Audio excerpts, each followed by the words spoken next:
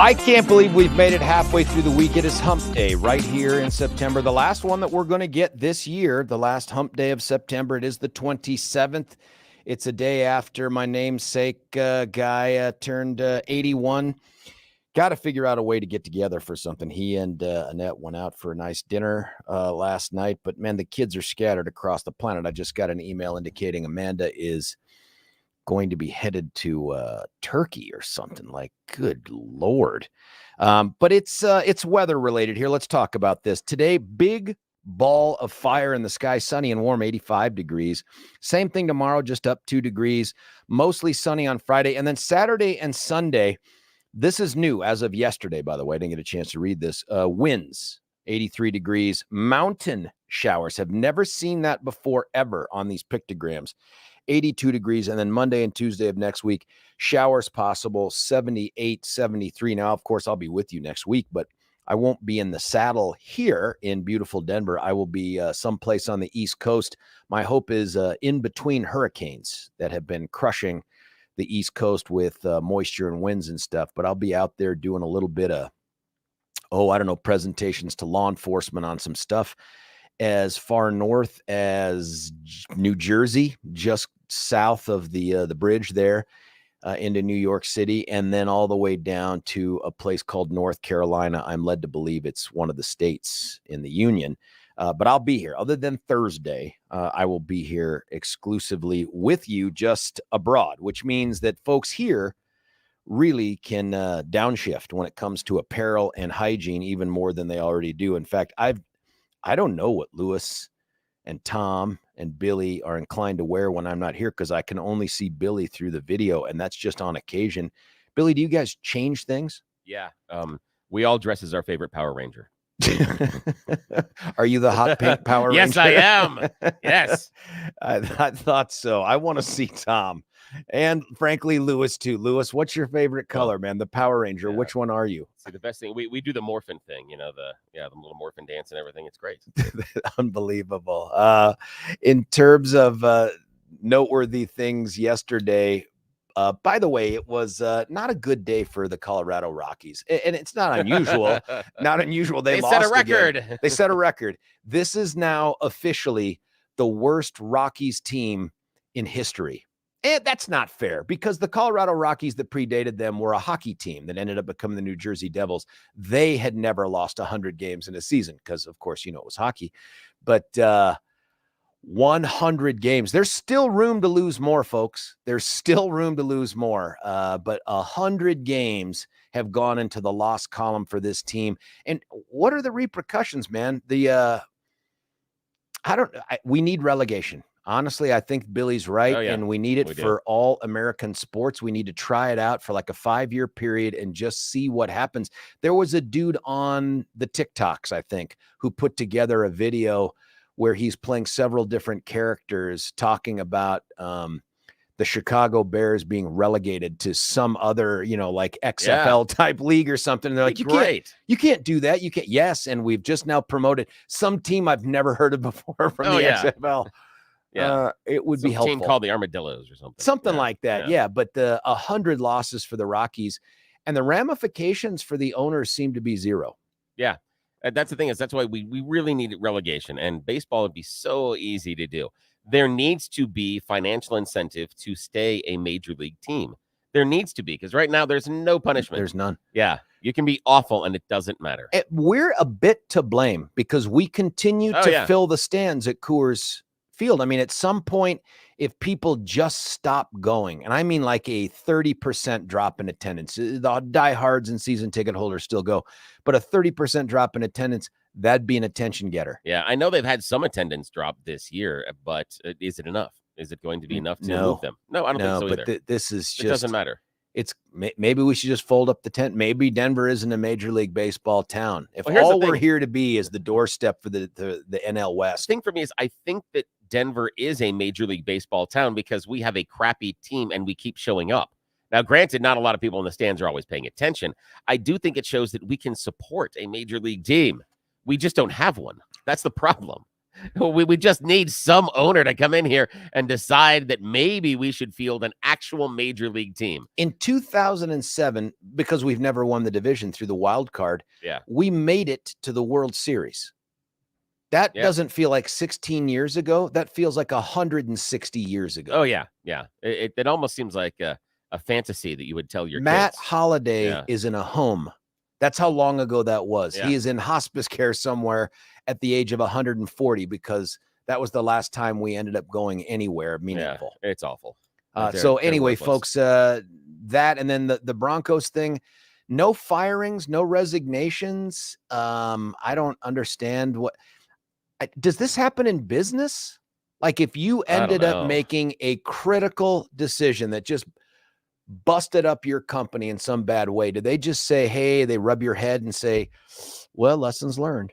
Let's rally. Exactly. Yeah. Let's rally. Sorry, we lost that $76 million. Yeah, go make back that $1 billion, man. It's gonna be go back and make it back. Yeah, I know. I've really counted on sports to say this is the purest of the American models for the economy, right? Because what you say is at least a meritocracy. Right? At least that. But that appears to only apply to the field. Because every other place with sports, it's an excuse machine for why we couldn't achieve, and nobody ever gets held accountable. Yeah, not at all. Nobody ever gets held accountable. It's frustrating. I do find it to be a karma thing with Coach Peyton, who I want to be successful, man. I want this guy to come here and be a genius and get a Super Bowl win with the Broncos.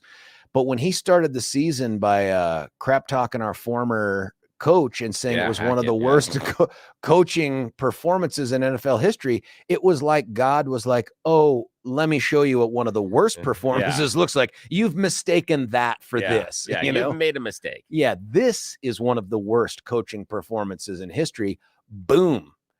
Yeah, that's just awful. And at the time that he could have had 73 hung on him, the young guy that the Broncos wouldn't even interview for an offensive coordinator position said, I'm not going to do it to you, man. I'm going to be the bigger guy. Which I appreciate, but I think he still should have kicked it. He should have. And only because it allows the people, the Miami Dolphins players that day to be a part of history. They have a moment. Make them be a part of history. And as a Dolphins coach, if I was coaching the team, now I have given the Dolphins their second record. They have the undefeated team, and they have the team that has scored the most points ever in a single game. You give the franchise another record, something else to put on the plaque. You're right. I agree with the sportsman side of it, but the thing for me is it wasn't sportsman. Remember, the coach said it was karma. Yeah, it was. Yeah, and I'm like, you know what? After looking at what happened with Peyton, Sean Payton, maybe there's something to that. The other thing, though, is there's plenty of reasons to hate the Dolphins because remember back in '98, we were like 13-0 heading into Miami. Or no, it wasn't Miami. Who were we playing? We were playing someone else. And they had all of the Dolphins players from the 72 undefeated season in like a little box, drinking champagne, cheering on the fact that we lost because now they get to keep their pristine record. That too is so anti-sportsman in American sports. I mean, that's just offensive. You cheer on the dudes that are about to break the record that still Kareem Abdul-Jabbar didn't MF LeBron James when he blew past his scoring title, you know? The thing for me is that, if you want the record, take the record. It's just like, I get it. Yeah, just like the coach for Miami, that I almost come at the idea of, we're not playing college or high school. These guys in the Broncos uniforms are pulling a paycheck. Huge paycheck. You don't want 73 hung on you? Stop me. Yeah, that's what I mean. That I filtered a little bit differently because they are professionals, and I'm sorry that you're getting paid to be a professional on that field. I don't think there's anything that even comes close to the idea of running the score up anymore because you're getting paid to do this. If you don't want them to do it, stop it. And that goes for any sport. Yeah, but what does 73 get them that 70 doesn't? A record. And it allows you to say, and it allows you as the team to say, we were the team that did this. We were the team that scored the most points ever in an NFL game. And for the guys that, just those players that, those linemen, those linebackers, the cornerbacks that may never have a Super Bowl ring, they may only have a handful of even playoff victories when they retire. They would also have that. And for me, because it's pro sports, deal with it. Now, if it was high school, college, I get a different take. But because we're getting paid. Just got a text while you were saying that the Dolphins just scored again. Yes, they did. Someone says, yes, it happens in business too. See the 2008 housing collapse. That's a great point. That is an excellent point because you have the people like at Goldman Sachs and the other investment firms that were literally tanking the economy, doing things they should not have and taking risks they should not have, and still getting their bonuses at the end of the year. That's crazy. So that's a good point. Look at the big three automakers that are now rolling in coin. And I get that they're in a battle right now with the UAW folks.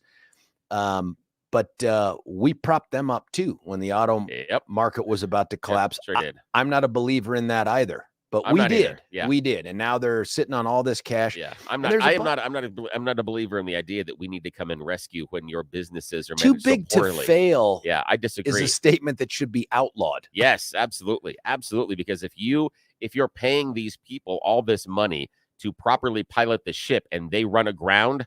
Sorry, you've run aground. Your ship, it's done. That's it. I think that we have to acknowledge, though, that approach probably causes some short-term pain, maybe even intense pain for some, but long-term, it is so much better for the economy. Yeah. So much better for the economy. The UAW thing, I see a lot of social media posts like, labor's going to win, and this is great for labor. I'm like, okay, I understand. What do you think it does for the price of cars for the average working class family that's looking to get themselves into a new car? What do you think it does? And the instant response from all the extremist trolls on the left is, you're a bad person. You're horrible. The car companies make billions. I'm like, yeah, I'm just asking a question. What do you think happens and who foots the bill for this new labor contract? Because if you think that the car makers are just like, well, I guess we'll just have to make billions less to cover down for that's not how it works. Yeah, well, this is the issue is I would respect that take if we were asking the same question when the CEO's pay has gone up the same 40% the workers are asking for. Who pays that? That's the idea is we see these massive increases in salaries and other things based on rent and raw materials. And no one goes, oh my gosh, who's going to pay? But it's the only time that we act as if we're concerned is when it's with labor. When the worker is going to get more money, now we're like, oh my God, the price. I'm so worried about the price. But with anything else, we don't care. When the it's not that I don't care. But when the CEO gets a raise of 20-30% year over year over the course of 5 years, you don't go, oh my gosh, that's going to raise the cost of cars. How could we possibly allow this to happen? No one cares. Yeah, but we only care when it's labor. Don't have influence on it. The shareholders are the ones that make those decisions. But the only time that we wring our hands and clutch our pearls is when we're going to have to pay labor more, which I think is weird. The only time we ever get mad is when we have to pay workers more money. Anything else, we're like, just the cost of business. Got to pay for the best. I've got to make sure I can make the rent. Yes, I've got to do this. Everything else, it is just the cost of doing business. But when we possibly have to give the worker more money. Oh no! Oh, except oh, it's not quite the same. Horrible! It's not quite the same because it's not it is quite the same because the shareholders installed the board, and they're the ones that put the CEO in place, and they approve the package. The actual owners of the company make those decisions. They're the ones that make the decisions that ultimately lead to the increased prices. The CEOs don't say, "Hey, if you don't pay me, I'm going to shut down the company." That's what the workers are doing. I'm going to shut down the company if you don't give me more money. So it's not quite the same thing. So the CEO got more money and the shareholders agreed to it, but they haven't agreed to give more money to the workers. Oh, surprise. Wow. Gosh. And the workers see more money going up top and see record profits being made by the company. And oddly enough, the company is not sharing those profits and that economic largesse with them. Huh. Wow. I am super shocked. I'm super shocked. And I'm also super shocked that people that were the shareholders didn't want to share. Wow. That's a new one. Well, remember, that's a new one. The company doesn't exist for the workers. It's not there to provide the workers a paycheck. Yeah, that's not why a company exists. The company exists so that people show up every day and they make stuff and they get a paycheck so that individuals that have little pieces of paper that don't do anything for the company get more money. That's the system. Wow. That's great. At the bottom line, wonderful. Every business exists to make a profit. Yes. And the people that should benefit and the profit the most are the people that own the company and took the risk every single time. Yeah. But guess what? If I go out today and I buy a share of Apple, I still get the benefit and I've taken no risk. I'm not taking the risk. I'm not starting the company. No, but you've taken the risk in that if the company tanks, you lose your investment. Yeah, and the employee is taking the same risk. No, not at all. Yes, not they at have. All. Yes, they have. If the company tanks, they lose their job. The employee is taking the same risk. So you're telling me this person that buys his labor and walk across the street and go do something else. What do you do with your missing capital?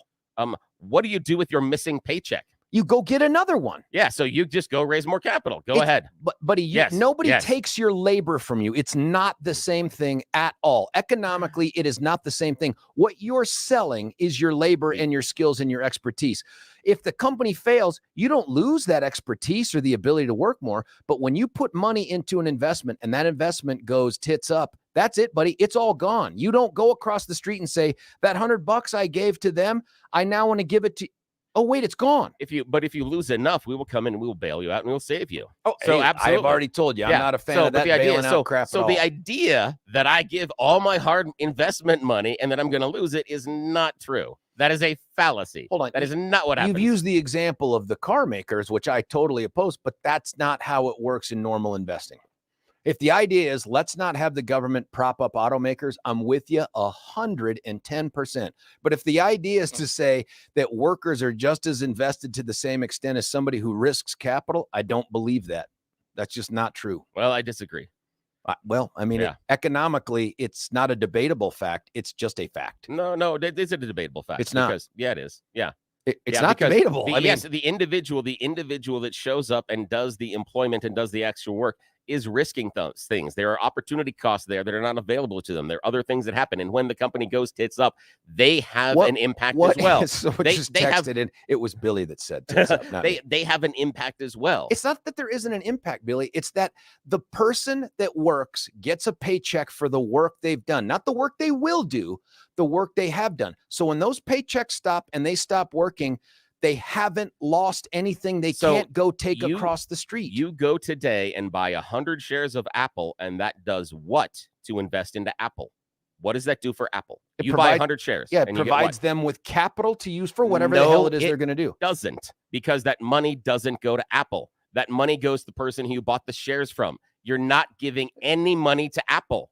Your purchase of stock doesn't invest a single penny in Apple. It is buying the share that someone else purchased when it was an IP. The idea that you are buying, the idea you're buying stock on the secondary market is an investment in the company is a fallacy. None of the money you pay for the Apple stock goes to Apple. So nothing. If Apple improves, do I get more money or less? You will get more. If Apple fails, will I get less money or more? You will get less. Right. That's right. All the way Yeah. down to zero. Because Yes, but you're not in hang on a sec. increasing the value of that Yes, stock. but it is yes, but the idea is what you're doing is you're gambling on the health of that company. You're not investing in it. You're not you're not giving money to the company. You're not investing in the company. When you are buying shares in the company, you are providing either through the increased value of the stock or the amount itself, the funds needed to make risky decisions. Like, let's have an iPhone 15 and a half. Only if the company decides to maximize the capital based on operating costs. Wait, hang on a sec. No, based on operating costs, you sitting there and buying the Apple stock doesn't change their balance sheet. It doesn't bring a single extra dollar into Apple. It doesn't.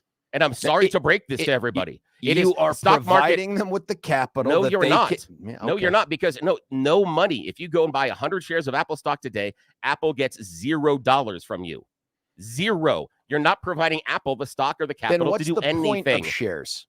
It's like a rich person's Pokemon game. Got to catch them all. Buddy, that's what it is. It's a trading card game. Yes, it is. It is a trading card game, and it is an investment strategy because some of those trading cards are worth more than some of the other trading cards are. Wait a minute, you use the term investment. What are you investing in? You're investing in the actual shares, not in the companies. That's different. That's where the delineation is. You're not sending any money to the companies. You're investing in that. Where does the money go from the shares? They go to the shareholders, the people that get the dividends. The shareholders that own the company. The shareholders through stock. The shareholders that own the stock.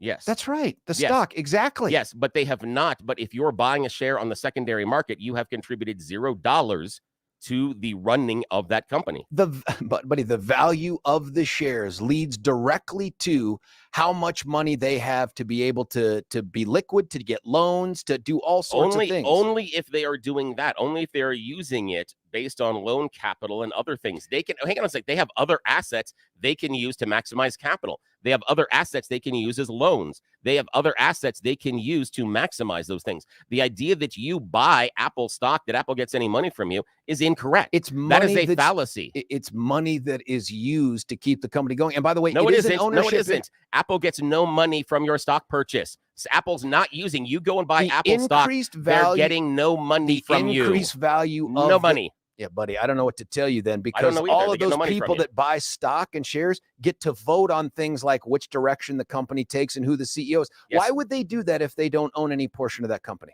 Again, you're stuck on this idea of the share and the ownership. I'm talking about them, and you're saying it allows them to take the money from the shares and invest it into the company. That's not how it works. The money that is used to purchase the shares outside of the IP never goes to the company.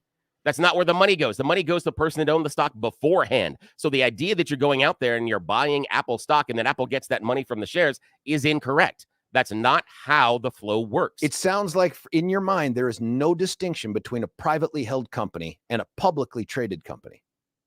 No, there is a distinction. And again, I understand. I don't own anything in a privately held company. No. I am acknowledging that by having a share, that you do get dividends and you get voting rights to help with the decision-making inside the company. But the idea that the money you paid for that stock went to the bottom line and helped the company operate is a fallacy. Yeah, they did not derive any dollars from your stock purchase. They can use it for loans and stuff. But the idea that your purchase of stock added a single dollar to the bottom of Apple is not true. Is what provides them the leverage to go out and get the liquid that they need to make the risky decisions from other investors. And when those investors lose out on that investment, that's it. That money is gone forever. Outside, the only thing that I'm still coming back to this and putting a pin on this, that my only point is, outside of the initial IP, the purchase of stock does not directly increase the bottom line of the company. The money does not flow to them. That's something that we seem to believe, that if you go out and buy 100 shares of Apple, that Apple gets that money. They don't. No, I believe they get all of the financial benefit that comes from an increased stock value. That's what they get. Just like I do. Yes. But that doesn't mean that your purchase of the stock gives them financial capital directly. No, they can leverage it and they can create more shares. They can do a stock split. Yes, that's okay. It directly benefits that company. Not towards the bottom line as far as giving them money. It allows them the ability to take out loans, but you're not funding the company. You're not funding it. That's not what happens. You are providing the means by which they are funded. That is absolutely true. No, because the customers. So if Apple's stock dropped to zero today, the company would keep on keeping on. Customers provide most of the operating capital, the people buying the stuff, not the people buying the stock. No. And loans are on the debit side, not an asset. A loan, when you're taking out loans in order to build, that is on the debit side of the credit sheet. But the purchase that is not of stock an asset. Is an equity. It's in accounting. It's equity, right? The original. It depends on how you're classifying it, but yes, I'm talking about how accountants classify it. Yes, it is classified as equity in the balance sheet, but your purchase of stock doesn't add any money to that balance sheet for Apple. But none.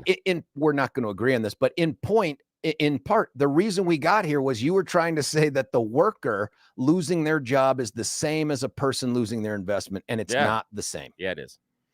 Because if someone loses their job, they can never work again. No, they can work again. And, they can go sell their labor somewhere else. And if someone loses some of their investment, they can invest again. Where? With that money that's gone?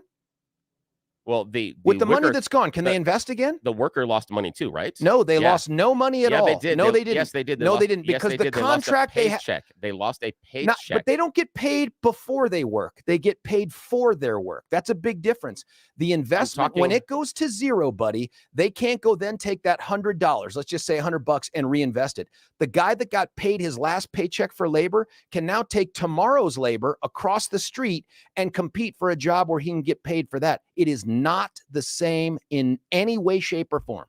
I disagree. It is the same because there is loss on both sides. And there is in loss. The broad scheme of things, loss. There is loss. Yes, there is loss to the employee as well. The loss is dissimilar. I disagree, but that's okay.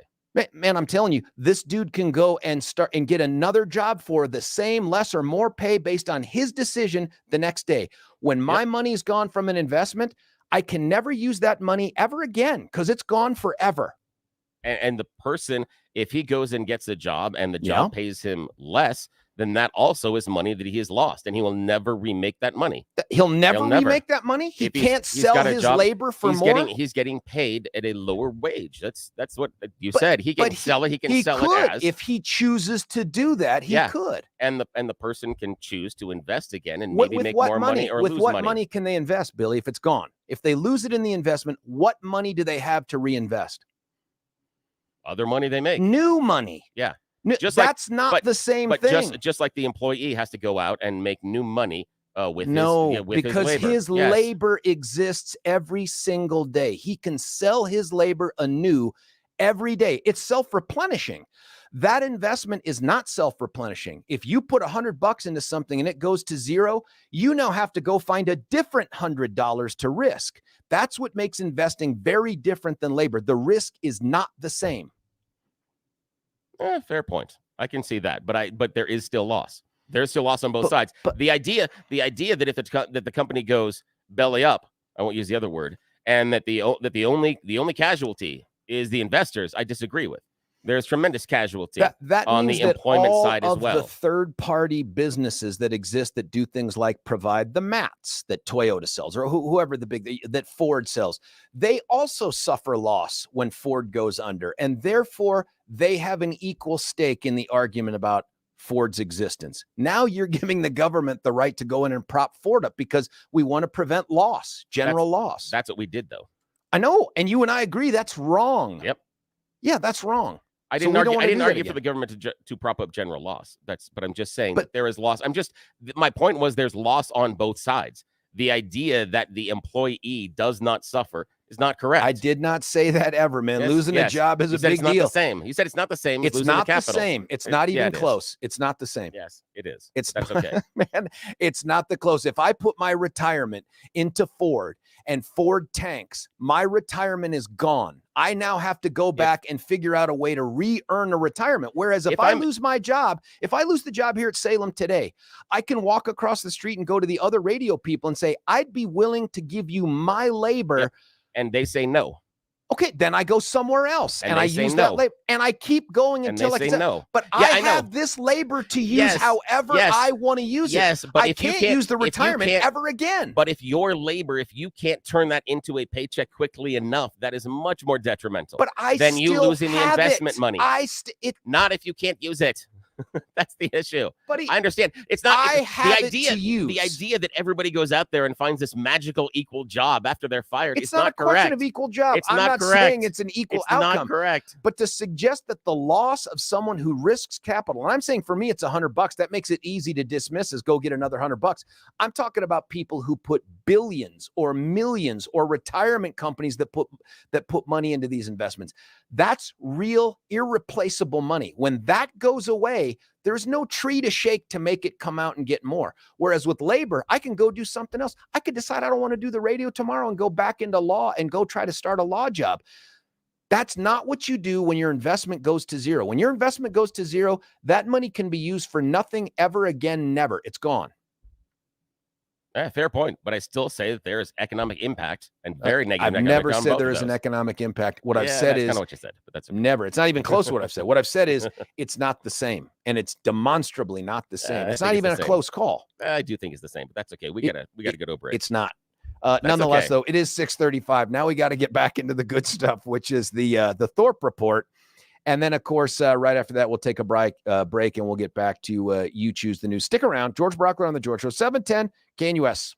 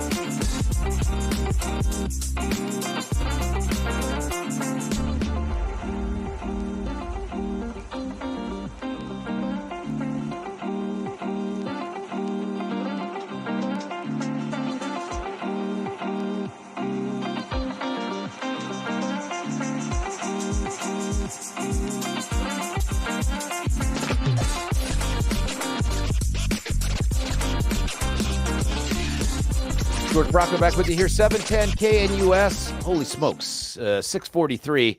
Despite our best efforts, we continue to punish ourselves with the clock. Let's get right to it. It's time for the Thorpe Report, legitimate news from our friend William. Our best efforts?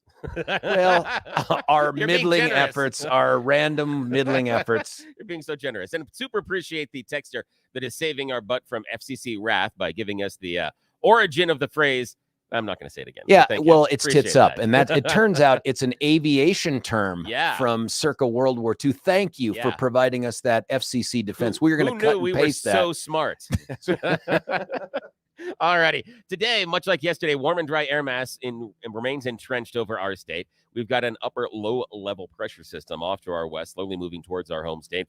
Pattern's going to continue throughout the weekend. Expect a little change in our dry weather, so it means sunny, highs of 86 today. Same thing tomorrow, and again on Friday. Saturday, mostly sunny, staying warm, highs of 87, and Sunday, 84. A teen pleaded guilty this week to killing a 31-year-old man during a road rage incident on I-70 last year. Jameel James admitted in Denver courtroom earlier in the week to shooting Kevin Piakowski on I-70 near Northfield and Quebec Street exit in July. Another driver's dash cam caught the shooting, which showed the Dodge Ram truck swerve around the Subaru Outback. Muzzle flashes can be seen and heard in the video. The Dodge truck was reportedly stolen from Northglenn, slammed in the back of a semi-trailer, and crashed a second time into a wall and an SUV before coming to a stop.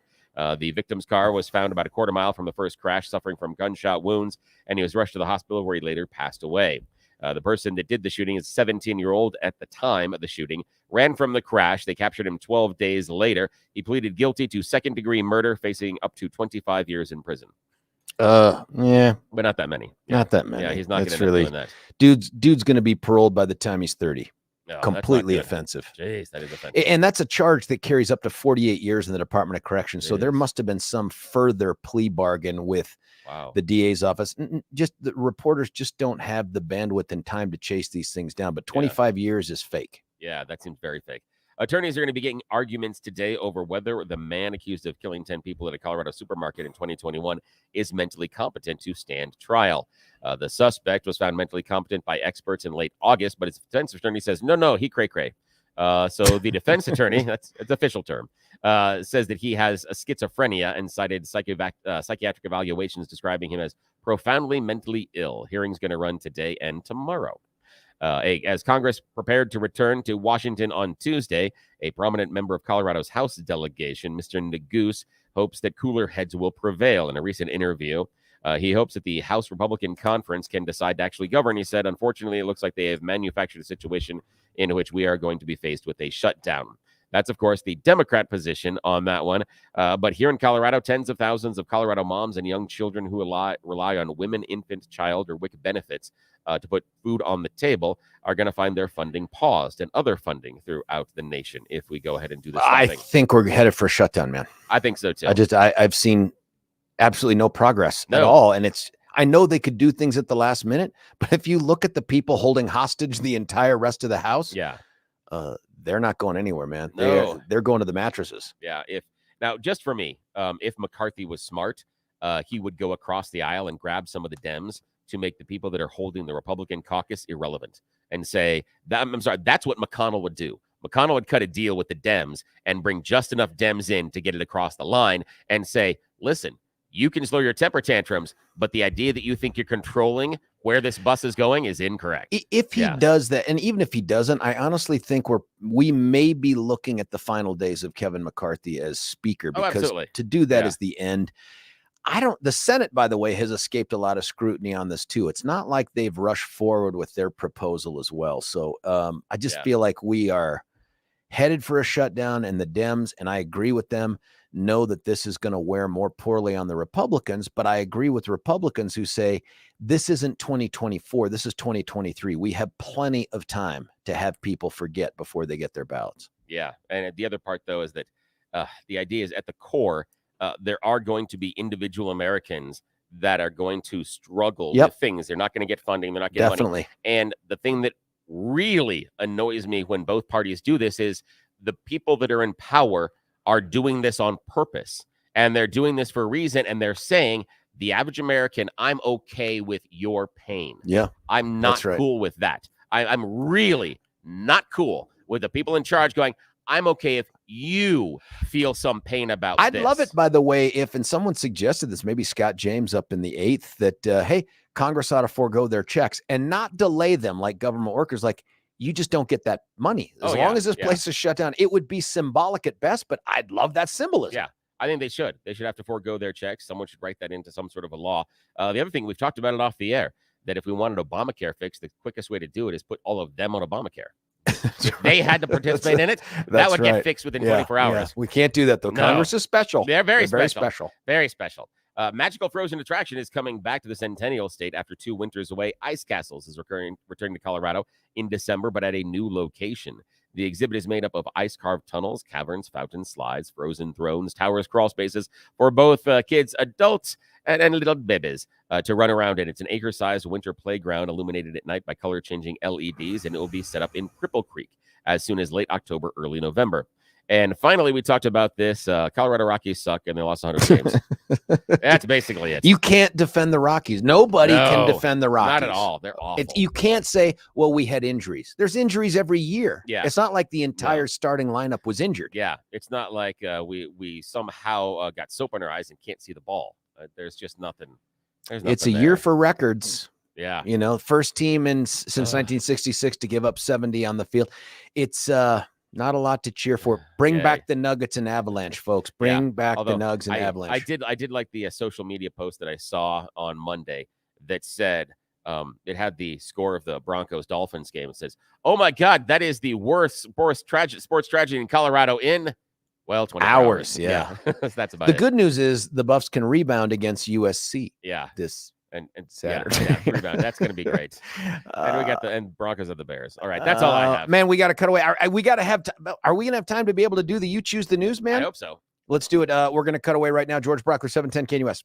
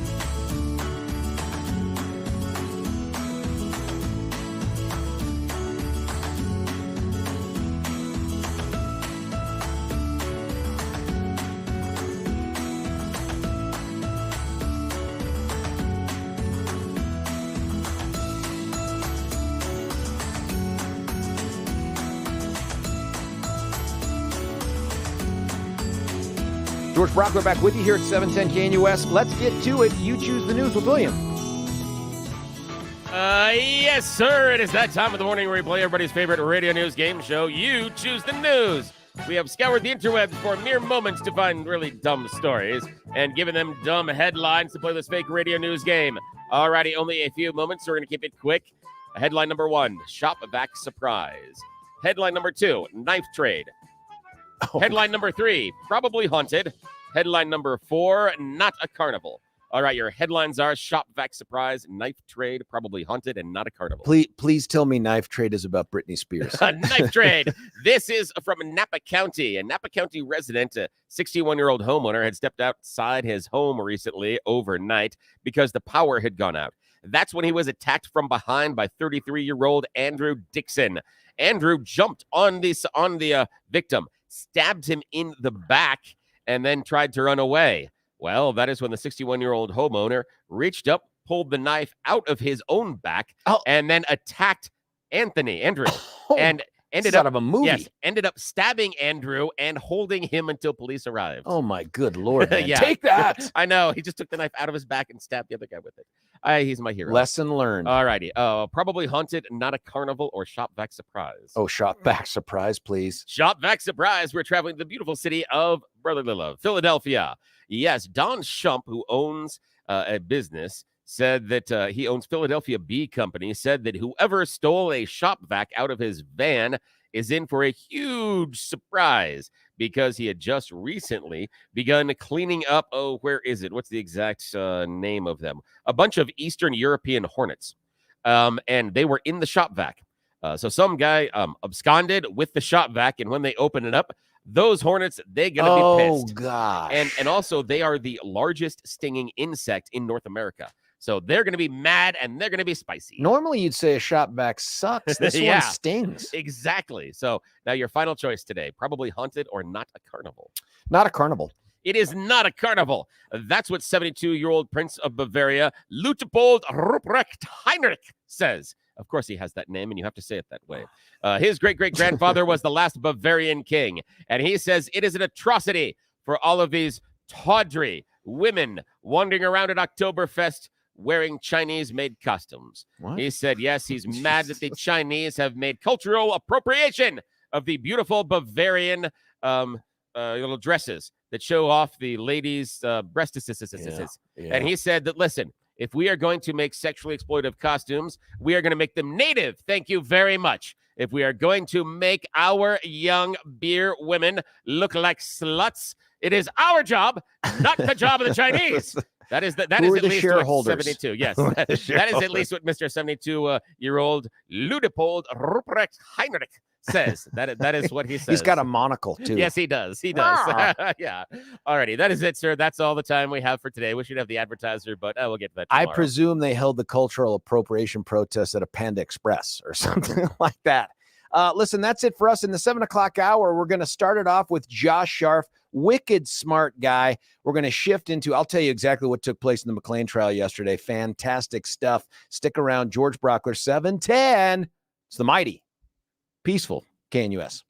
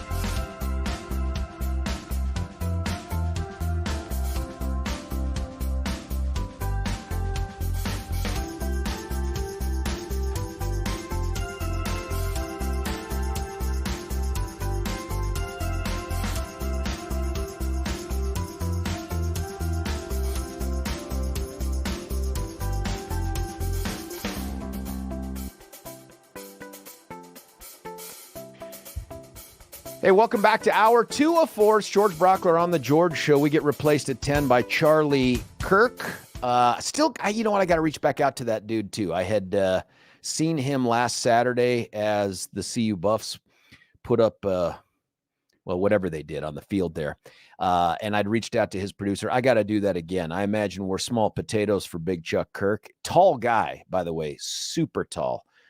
And then at 11, we go to Dennis Prager, Seb Gorka from 1 to 3. Then we go live and local with Deb Flora from 3 to 4. And then Stephen Tubbs on the never-ending goodbye tour. I think Stefan's going to push out his departure date by another year, just so he can have more people in the studio and they can hug it out on the radio. It's worth listening to. I mean, you can hear the clothes ruffle up against the microphones. God, I hope it's close. 303-696 is a number you don't need to dial right now because we're going to the VIP line for a regular superstar, Josh Sharf. Josh, thanks for joining us. Hey, how you doing? Truth be told, Josh, are you in your jammies? Do you think, no, I am not. I don't want to go further than that. I actually get dressed up. I like the BBC. I put on a shirt and tie for the show. Oh, wait a minute. You've completely surpassed the expectations of the Senate floor. You're way overdressed for the United States Senate. Nice work. Apparently. So you think Stephen Tubbs is like the Jenny Lind of radio hosts? Is that it? I do. She did like four farewell tours. I do. I think he's like some of those bands. You know what I mean? It was like when hell freezes over, sort of. You know what I mean? Like the Eagles keep going. Glenn Fry dies. That's all right. We're still going. I think that's going to happen. And then we're going to have a bunch of cover bands for Stefan, guys that come in here and pretend to be Stefan and do the show like Stefan. It's just hard to drink that much cough syrup before you go live at 4. It's way early, but nonetheless. Hey, man, thanks for joining us. It's been a little bit. It has. It's been a couple extra weeks. Have you had another baby? Not yet. No, that's who knows? No, that's not. That's probably not in the offing. But no, we did, of course, have Rosh Hashanah and Yom Kippur, which passed. Those are big ones. In fact, that impacted our interview with Mark Levin yesterday, was because of Yom Kippur, which I totally get. So, but let me ask you this. Let's get to the good stuff that you're super smart on. I'm counting on the fact, by the way, that you continue to read every single thing in print, online, and everywhere else, because that's sort of how I see you. Can we talk a little bit of Ukraine and Russia? Ukraine has gotten itself, and Zelensky has gotten Ukraine into a little bit of hot water with Poland, and Poland has made a decision to stop sending arms to Ukraine. What's going on? Well, it sounds as though Poland is not thrilled with how some of this stuff is getting used. And I was also not necessarily thrilled with some of the accounting that's going on. And so they have decided Poland's long-term goal here. I mean, Poland sees Ukraine as a means to an end, which is a means to, containing the Russians. There's nothing the matter with that. That's pretty much how we're using Ukraine too, right, to contain the Russians. But Poland has greater ambition. Maybe like, I don't know, is it maybe a decade from now? Possibly even by the end of this decade. Poland will have the largest standing army west of Russia, larger than Germany, really the largest standing army in Europe, on continental Europe. Yeah, I mean they are well aware of history, and they're well aware of what they got big flat open plains to the east and to the west. And while the likelihood of Germany coming over the border is, shall we say, somewhat reduced, they are well aware of their vulnerability to the east and their geographic vulnerability to the east, and so they they don't intend to repeat. They don't intend to repeat the 1930s. Will that fact, that largest standing army west of Russia, end the much recently maligned Polak jokes? Probably not.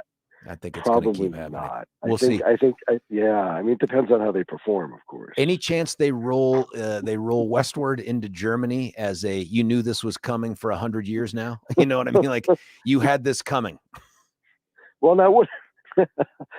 Well, I suppose, that's unlikely. I mean, I guess anything's possible, but no, this is really seen from Poland's point of view. this is really seen as I mean, they're good NATO members, and this is really seen as a means of protecting themselves against potential Russian invasion. Well, that's got to be the huge concern for everybody up and down there. Although given what happened in the Canadian Parliament, you never know. Oh my good God, buddy. And we didn't really cover that here, but for folks that didn't see this, by the way, this cost the Speaker of the House, apparently, of the Parliament, his position. Did you see that? He stepped down yesterday over this. Good. These guys stood up and cheered for a Nazi. I mean, what happened? Well, they got set up a little bit by Zelensky. That during World War II, a lot of people, now, mind you, there is some moral justification for somebody in Ukraine in World War II fighting, let's say, on the side of the German army against the Russians. You just sort of understand that until, you understand that part of it, just from a military point of view. Never mind. The problem is this guy was Waffen SS. So he was in, like, man. He wasn't just some conscript. He was in. No, this was. There's no moral ambiguity about the Waffen SS. I mean, let's be clear about that. Speaking at a graveyard that happened to include some Waffen SS, but was primarily German military, got Reagan in trouble. This guy was, here, Zelensky holds him up, this 98-year-old guy, as a Ukrainian patriot who fought against the Russians, and the guy was involved in everything we know that the SS did, rounding up Jews, sending them to camps, the ethnic cleansing, the whole everything that the SS did. And there he is, getting a standing ovation in the Canadian Parliament. I guess technically he may have fought against the Russians, but somehow that doesn't seem to give you enough distance from the evil stuff. Not really the primary purpose of the SS. Right. No. Right. And so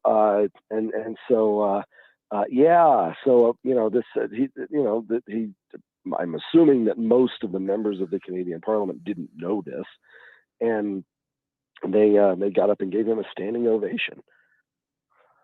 Unbelievable. And the Speaker of the House resigned. Someone just texted in there like, our leaders ought to take note over stuff like this. Where does that leave the debate even here in our country? And Congress is wringing its hands over all sorts of budgetary issues over longer term ongoing funding for supporting Ukraine in its fight against Putin.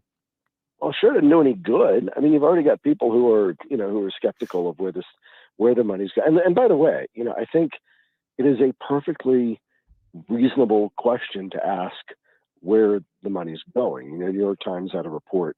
I think it was the New York Times had a report about some of the surprising places that U.S. money was going, which were things like supporting businesses over there and buying grain and helping farmers and so forth. So it's like a Marshall Plan before the war's over. And they it's economic support for Ukraine in addition to the purely military aspect. There is nothing the matter with asking those questions. I mean, that's essentially how Senator Truman became prominent enough to become Vice President Truman, and by running a committee whose job it was to look into how the war money was being spent during World War II. So there's nothing the matter with that, and that's a little different from saying no, the whole cause is unworthy, which you hear some people saying. Standing up and cheering a guy from the SS doesn't aid your the moral disposition of your cause here. No, and Charlie Kirk, who comes on after us, has been beating the drum pretty loudly on Zelensky and that squad out there in Ukraine are Nazis, and they're Nazi sympathizers, and they're Nazis and they're Nazi sympathizers, and we shouldn't be doing anything to advance them. And yes, if Putin's bad, these guys are bad too, and all that other stuff. This just seems to highlight that may be true. Well, it certainly is not helpful. I don't think that in general, I think the Russian argument about denazification was more propaganda than anything else. But I do think, but no, this certainly doesn't help. And by the way, as you know, and as listeners know, I'm generally supportive of what we're doing. I think containing Russia is important. I think we will be very sorry if the Russian Black Sea fleet decides to start leaking into the Mediterranean and causing mischief there. And so this is, there is value to keeping, there is importance to keeping Russia contained, strategic important, global sort of geopolitical strategic importance to keeping Russia contained.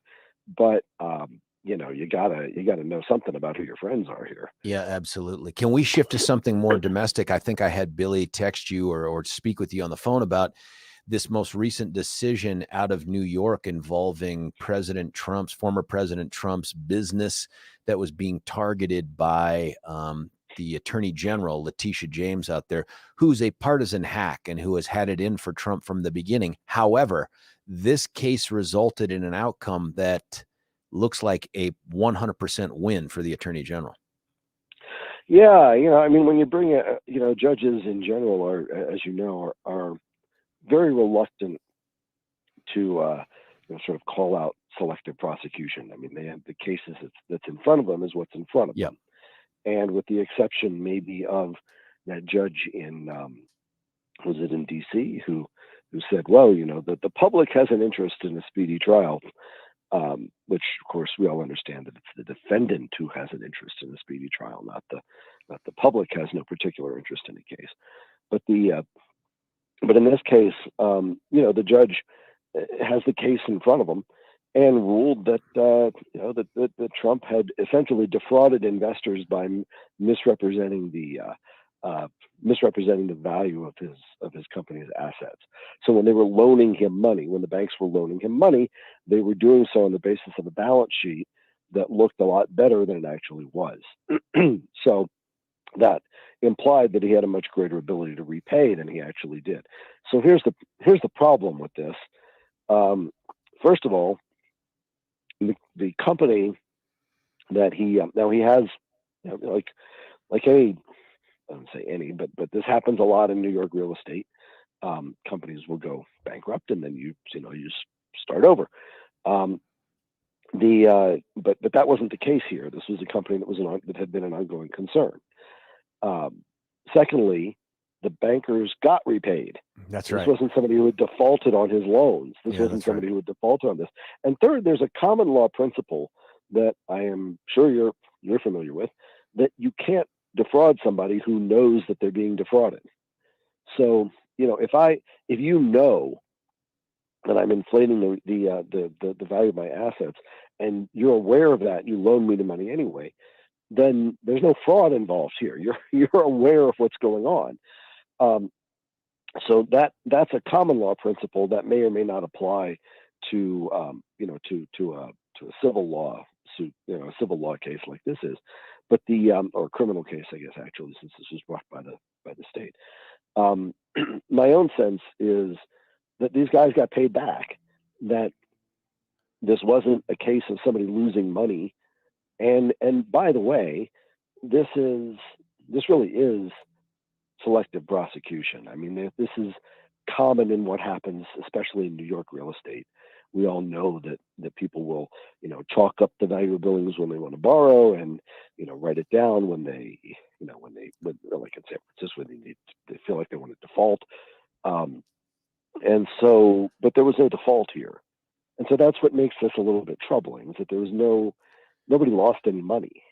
I think there is that aspect of it. And for sure, when you run on the idea that I'm going to get Trump, and James was one of those people, just like Alvin Bragg, just like I think Fonnie Willis had made some comments. When you do that, every single decision you make about that person becomes political. Nobody can, separate your comments running for office from your actions while you're in office. If you read this opinion, it's a 35-page opinion, folks, out there. You can find it easily online.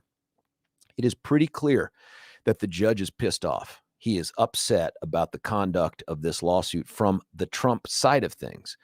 And so there are things in there in the very opening paragraph here. And I'm talking about not on page 1, because it's a bunch of documents and stuff.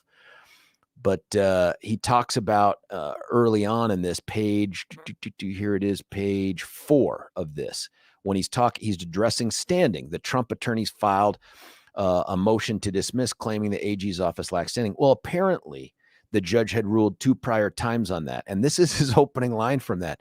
Defendants' arguments that the Office of the Attorney General has neither capacity nor standing to sue under executive law blankety blank, and that the disclaimers of non-party accountants insulate defendants invoke the time loop in the film Groundhog Day. I mean, that's how he begins. And then throughout this, no, it's laugh out loud funny.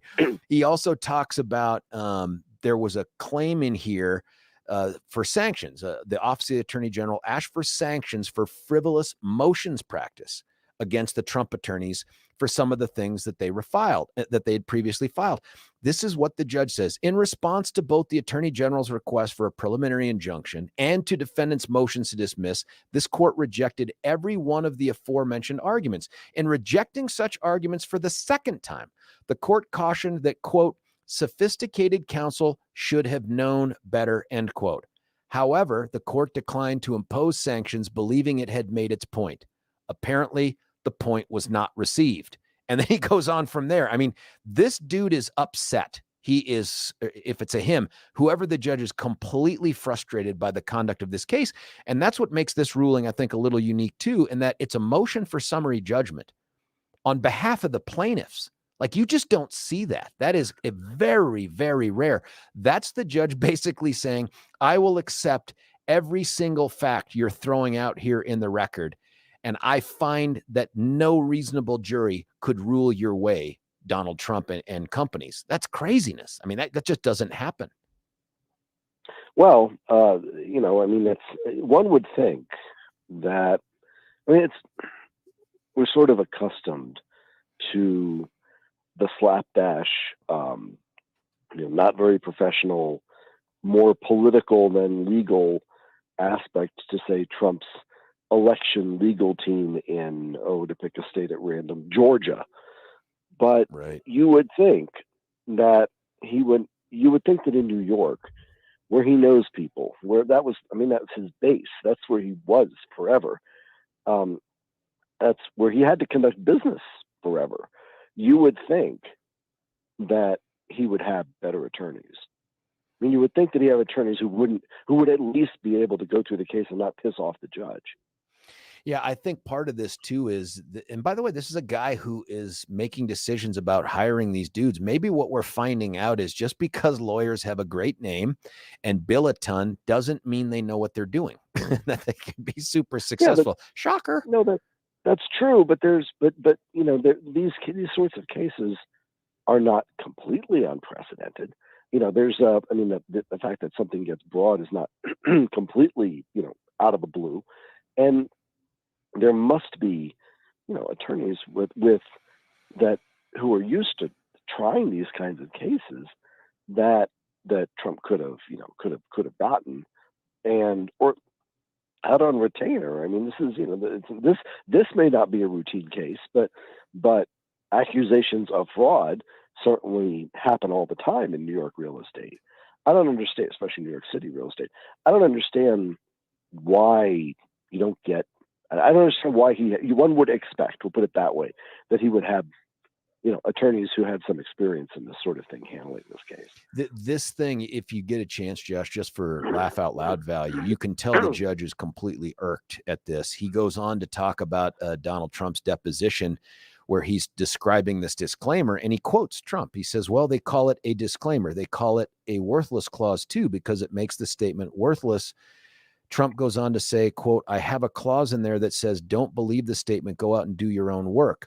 This statement is worthless. It means nothing, end quote. And then he goes on to quote a longer section of the transcript, and then says, however, defendants' reliance on these, quote, worthless disclaimers is worthless. The clause does not use the words worthless or useless or ignore or disregard or any similar words. It does not say, quote, the values herein are what I think the properties will be worth in 10 or more years. Indeed, the quoted language used the term current no less than 5 times and the word future 0 times. I mean, this dude is throwing haymakers at the defense on this. Like, you guys suck and your arguments are stupid. I mean, I think that's how we ended up getting here. So I don't know what the long-term ramifications of this are, Josh. I think they have 0 impact at all on the president's chances of getting renominated and reelected. Any thoughts on that?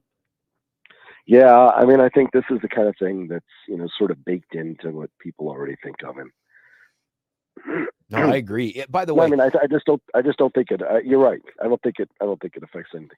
Although that Washington Post poll was surprising to some of us. Yeah. Did you find it to be so? I asked people about it yesterday.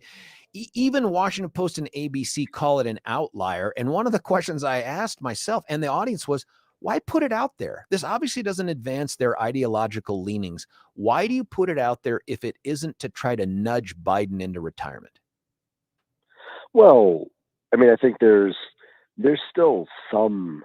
I wouldn't say there's a whole lot of intellectual integrity left at the Post, but I do think that there's. I mean, you commission the poll, and it's a regular poll that they commission, and I don't think you can just bury it and not publish it at all. But I think that I don't think you can do that. I mean, it's there. They're calling it an outlier. Well, they don't know. I mean, I suspect it might be an outlier, but we don't know. I mean, the fact is that there has been some polling, consistent poll from a few polls over the last month or so, showing Trump a little bit ahead of Biden in some of the important battleground states. This seems to get run well ahead of that. I don't know. You can't know that it's an outlier until you conduct a few more of these things. Yeah, that's true. Can I ask you that the big, and I'm going to use a lowercase b, big debate today for the other non-Trump candidates for the Republican nomination? Does it matter? I mean, what's the purpose of all this? Can it yield fruit in some way other than Trump being nominated?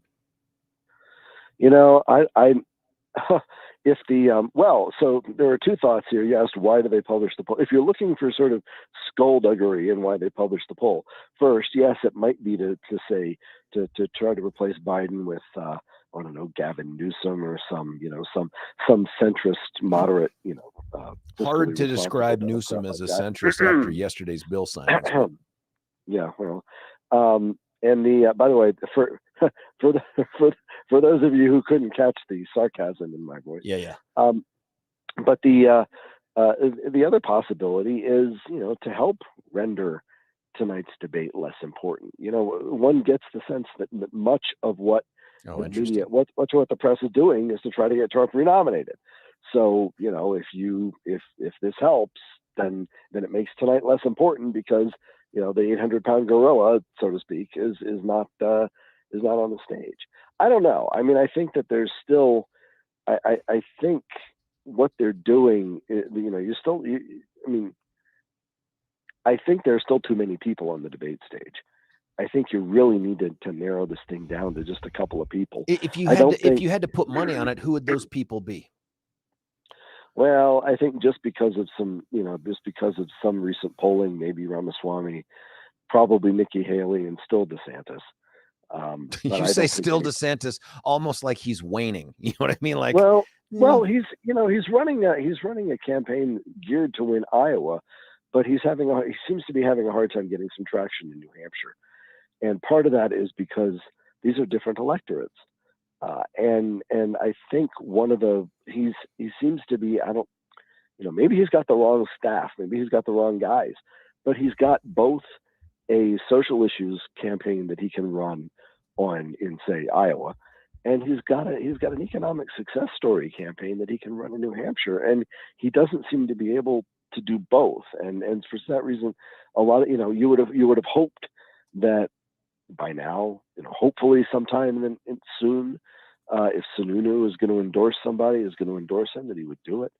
I think he doesn't seem to be able to do that now. It's still not outside of his reach. There's still plenty of time, but less and less. And I think at some point, things are going to coalesce around someone. And he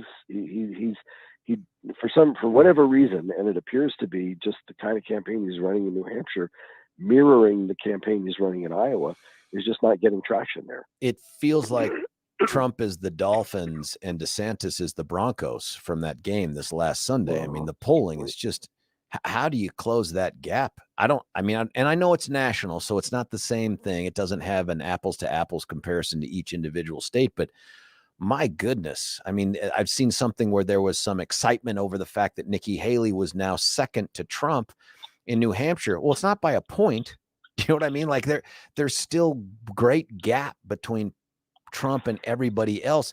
Is this endeavor ultimately a waste of time, or is this an important, I mean, are we seeing auditions for vice president? I don't think there's any chance Nikki Haley's ever Trump's pick, but I look at Billy Blaze Ramaswamy and I think to myself, is this guy playing for 2028, or is this something for right now? Is he going to be the Pete Buttigieg of the next Trump administration? I mean, like I said, I think he would make a fine Secretary of Commerce, maybe Secretary of Labor, something. But he's not ready. He's not ready to be president. And especially somebody, beware somebody who says everything that he thinks you want to hear. Listen, I mean, I think people are in there because they are hoping to be the one who kind of catches fire. And you can see the Asa Hutchinson bandwagon building. He may be up to maybe up to 1.5 points somewhere in some county in rural Iowa. Listen, the governor, what's his name, Burgum? I mean, I like that dude, and I've seen a ton of ads recently on Fox. But how long can that cat hang on? Well, it's a real. This is the problem with. This is the money problem that every campaign has to face sooner or later, and by the way, it may be a problem that the Trump campaign has to face. Trump's money is going to apparently not very good lawyers and less and less to actually campaigning. This is a real problem. He can't be present as much as he would like to be, and so because he's got to fight these lawsuits, and his money is going to a lot of that as well. And I think that's his campaign, especially that super PAC, is going to have a real financial issue when it comes down to the later part of the year. In later part of the year, in a month or so, he could be functionally out of money in Iowa. That's a real problem. We shouldn't overlook that. I keep waiting for the moment, Josh, where I ask a question and as you're getting through it sounds like, and I'm not a doctor, is tuberculosis. Is that what it is? Yes, in between you hear me spitting up blood. Yeah. Is that what that is? I think that's called hemopsis. I took a trip out to Glenwood Springs a couple of weeks ago just to sort of preview, where Doc Holliday was. Oh yeah. Did you do the hot springs? I did not. I just took David up to the amusement park at the top of the mountain. The one that's killed someone? Great time. The amusement park that has a fatality on the books? Good one, Dad. Oh yeah, I'm pretty sure it does. I'll look it up and have Billy send you a text. I'm pretty sure they have a death at that park right there. But nonetheless, what you don't know can't really hurt you. Yeah. No, that's good to know. I mean, we stayed on the small little roller coaster, which for him was just the coolest thing in the world. So yeah. Listen, that wasn't going anywhere. I keep waiting to ask you a question where the answer is, I don't know, or I don't have an opinion that's backed up by information, but I haven't found it yet. I'm going to keep trying that. Josh, I'm going to cut you back loose to whatever pulmonologist you're working with right now to get through with this breathing thing. Josh, I hope it doesn't sound that bad. No, not until the last 20 minutes. It really didn't pick up until the last 20 minutes of the talk. Josh Sharf with Independence Institute. You can check out his writings on Complete Colorado, page 2, latest one, which we didn't even get to talk about yet, was Keeping Taxpayers in the Dark about public pensions. I'm a dude that's paid into PERA, so I'm going to read that one myself. Josh, we'll have you back on just as soon as you're willing to. Thank you very much, George. I always love being on with you. Man, I love having you on too. Thanks. Hey, that's Josh Sharf. When we come back, I'm going to update you on the McClain case as we finish up the last couple segments of the show. As you know, or the hour, as you know, we're going to be joined in the back few minutes of the hour by the super smarties, our friends at Alpine Planning. I think today is Gabe. So if you have some sort of dig at Seattle, this is your chance to get it in. It's George Brauchler on the George Show, 710 KNUS. Why should you buy your next vehicle at Castle Rock Chrysler, Dodge, Jeep, and Ram? We make car shopping easy. We have a huge inventory of new and pre-owned vehicles. We can even custom order. We make it easy. Easy financing, friendly staff. And when it comes to quality service, our expert technicians keep your vehicle in top shape. Visit us today off of Highway 25 and Plum Creek, or shop online at castlerockcdjr.com. Castle Rock Chrysler, Dodge, Jeep, and Ram. Car shopping made easy. Why should you buy your next vehicle at Castle Rock Chrysler, Dodge, Jeep, and Ram?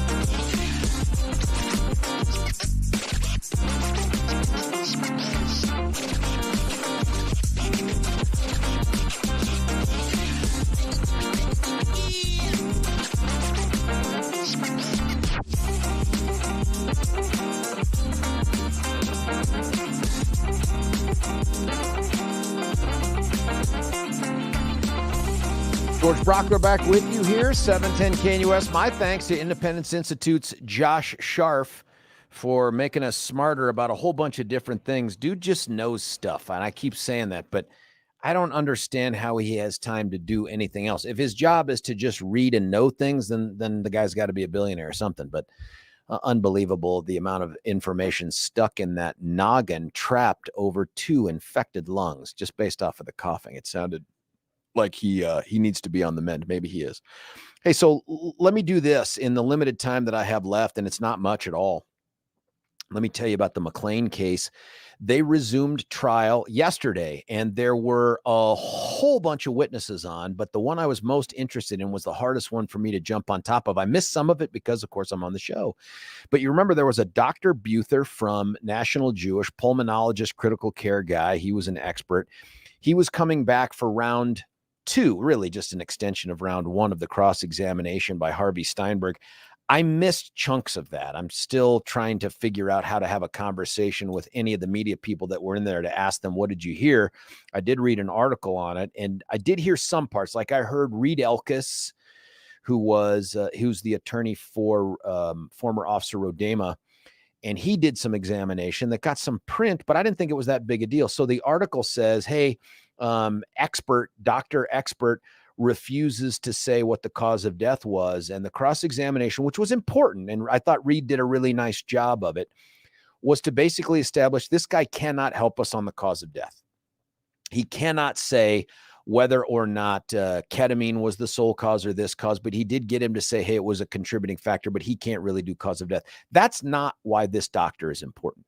Honest to God, this doctor is important to try to send these 2 officers to prison, because his testimony, and perhaps we'll see, but perhaps his testimony exclusively is what gives the out-of-state tourist attorneys the ability to argue that these cops caused serious bodily injury to Elijah McClain. And as I've told you before, that charge and that charge alone carries mandatory prison. The others, interestingly, I think probably from the lay perspective, the criminally negligent homicide and manslaughter are probation eligible charges. These promise 5 to 16 years in the Department of Corrections.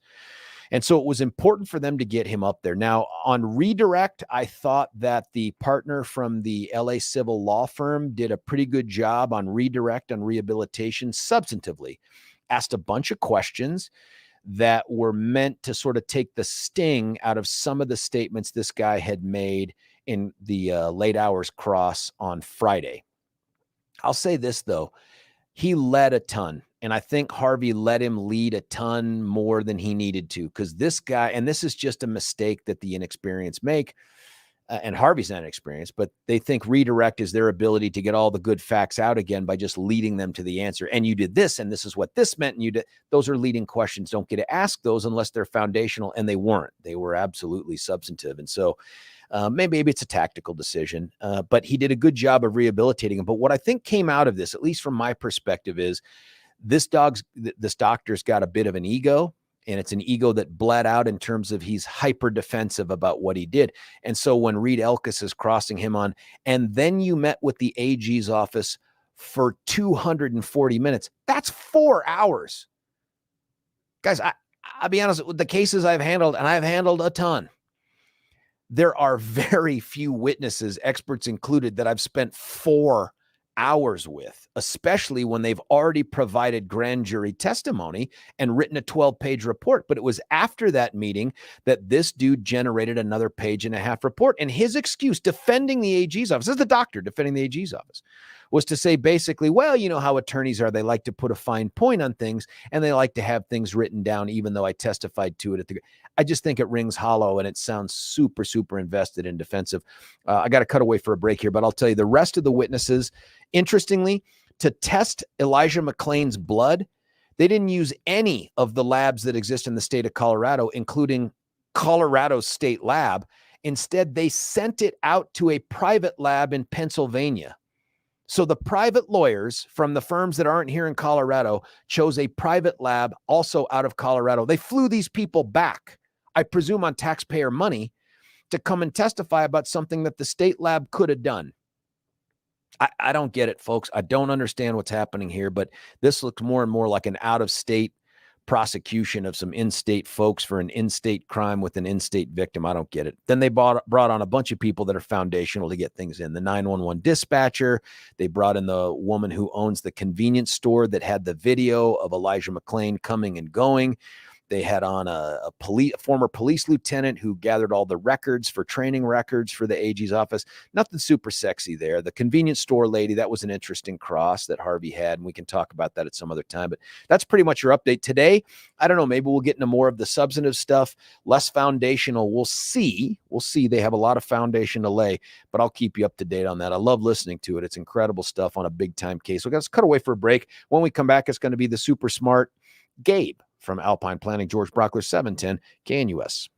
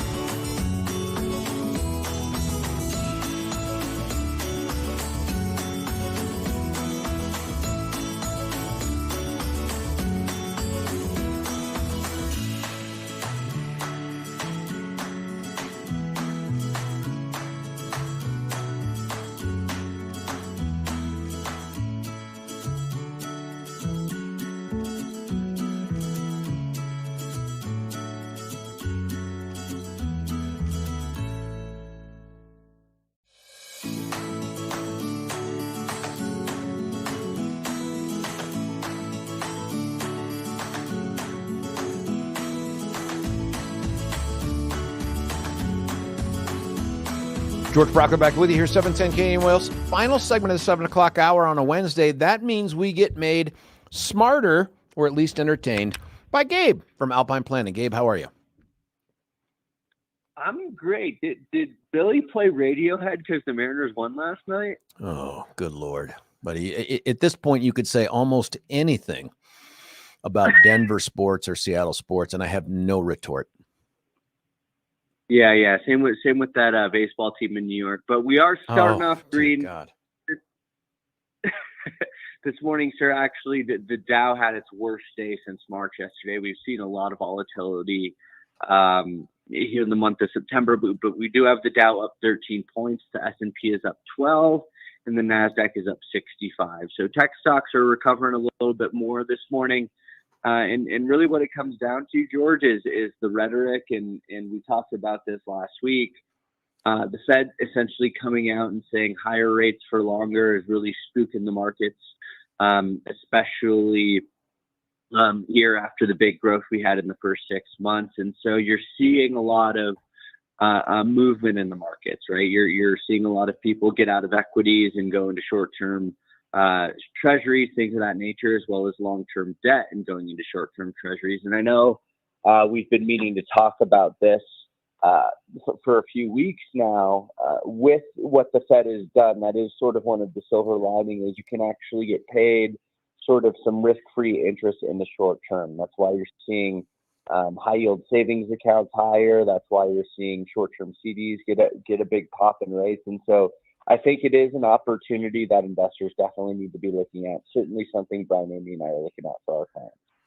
Buddy, you guys always do a sweet job. Thank you for that. Anything that you can point to that says, hey, it's all going to be green for the next week, month, many months, season?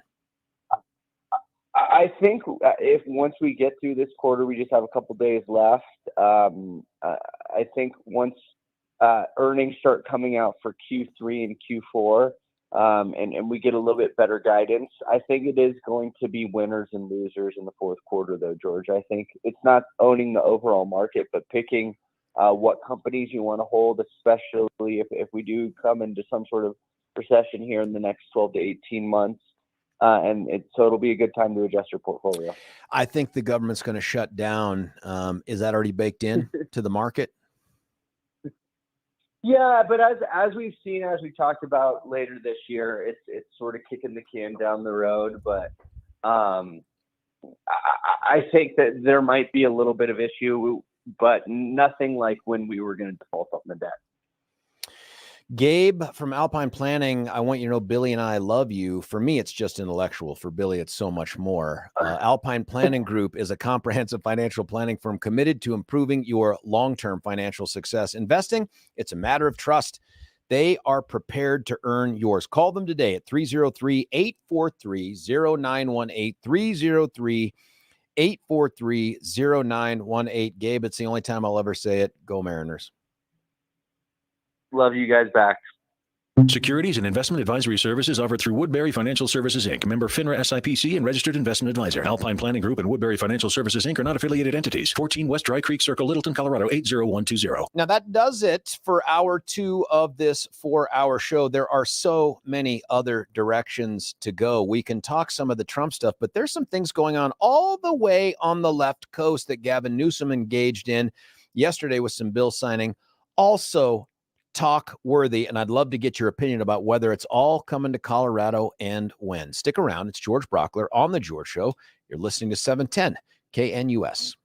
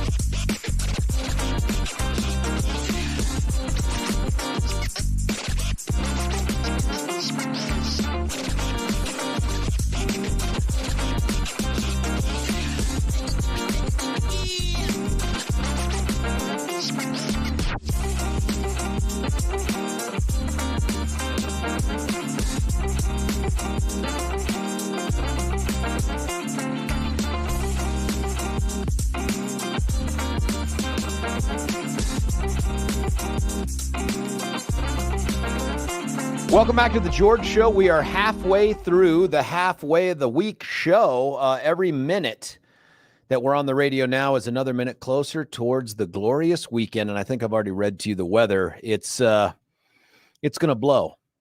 little bit on Saturday. They say 83 degrees, but the winds increase. And then for reasons I can't explain, Denver's telling us that there will be mountain showers, 82 degrees. Once again, there's like, if you look at this, Billy, there's a cloud, it's hollow. There's a sun kind of peeking over it, and then another cloud peeking over the other cloud, but that cloud is filled in. Like, none of this makes any sense at all. They're just letting the intern do it. And they're just like he's trying to figure out, can I put things on here? At some point, we're going to see the Avengers A in the middle of something in there. Like, it's raining Avengers, but they don't know. Or just snakes falling from the sky. One or the other. They guess so much on what's going to actually happen. I imagine now the pictures must follow. Now, listen, there's a couple directions that we could go here, and I think we're going to talk about both today. It's just hard I like both these topics so much. It's just hard to know which to start with, because Gavin Newsom, who is the would-be future presidential candidate for the Democrat nomination, and by the way, if it isn't 2024, it'll be in 2028. This guy isn't going to go anywhere. I think he's putting himself in the position to be waiting in the wings for that planned/unplanned departure by Joe Biden so that he can hop right in. I think Josh Sharf, through his tuberculosis, coughed out in jest that this was a moderate Democrat. Gavin Newsom is in no way moderate, but he signed into law yesterday several gun control measures, and one in particular that wasn't a gun control measure, but a law that hijacked from school boards and parents the ability to impact the books that are on the shelves of their public school libraries. That's a topic that really appeals to me. But there's also another one, and it's timely, because tonight, as you know, there's going to be a huge lowercase h debate on Fox News. It's debate number 2. The state has been whittled down. I don't think Asa Hutchinson is on it anymore. I don't know if we've lost anybody else, but we've attrited out one. Is Doug Burgum off the stage? Oh, so no Burgum, no Hutchinson. We're down to 7 White House hopefuls. We'll have to see. If that's wrong, text in, Alexa, and tell me. But one of the guys that's going to be on the stage close to the center is a dude named Vivek Ramaswamy. We have dubbed him the Billy Blaze of the Republican presidential field so far, because this dude is just chock full of ideas. Whether or not they're lawful or executable or even consistent with any notion of common sense is largely irrelevant. This guy has taken the path of President Trump in 2016 and said a lot of things that he thinks poll well with the base and that can get them excited. But some of the things that he says are just, I don't know how to describe it. Oh, Burgum made it onto the stage. So Asa is the only one that didn't make it. I got to believe it's time for Asa to fold up the tent and throw his 15 vote support to someone else who isn't also going to matter, because it's going to be President Trump again. Listen, here are some of the clips from Vivek Ramaswamy. We call him Billy Blaze, talking about how he would deal with fentanyl coming across the border from Mexico. Take a listen. And then I'm going to pick up the phone and I'm going to have a phone call with Claudia Sheinbaum or whoever it is that wins the next Mexican presidential election. I'm grateful that AMLO is going to be out. Mexico has an election in 2024. Whether it's Sheinbaum or somebody else who wins that election, I'm going to reset the relationship and say, listen up, for a tiny fraction, and it will be a tiny fraction of what we have already spent in Ukraine, we can help you, Mexico, regain your sovereignty from the Mexican drug cartels who are spilling over into our own homeland here. But if you don't do it, then we will come in and get the job done ourselves. Because the fact of the matter is, it's like if you have a neighbor who has a dog that comes over to your yard and keeps biting your family members repeatedly. If they keep repeatedly doing that, at some point you can take a shotgun and shoot that dog. That's legitimate, legal, morally, ethically justified. And I think the same thing applies to a country to our south that has lost its sovereignty to the Mexican drug cartels. And we're going to have to defend ourselves if necessary. Well, that's a guy who wants to be president of the United States, says he has no interest in being a number 2. I believe him. I don't think he would be fit to be number 2, and he just doesn't have that personality. And I don't think that Trump would go down that road as well. But what an interesting thing to say. And he was talking with Fox News' Larry Kudlow just the other day on that. The problem with likening Mexico to a neighbor who has a dog that keeps biting you is we're not talking about shooting a dog that's on your property biting you. That part is true. But if what he thinks is the law supports the idea that he can then trespass his neighbor's yard and shoot to death their dog, that is 100% every single time false and illegal. He'd be signing you up for a crime if you took him at his word. So, I mean, just listen to this description again, and it's concerning.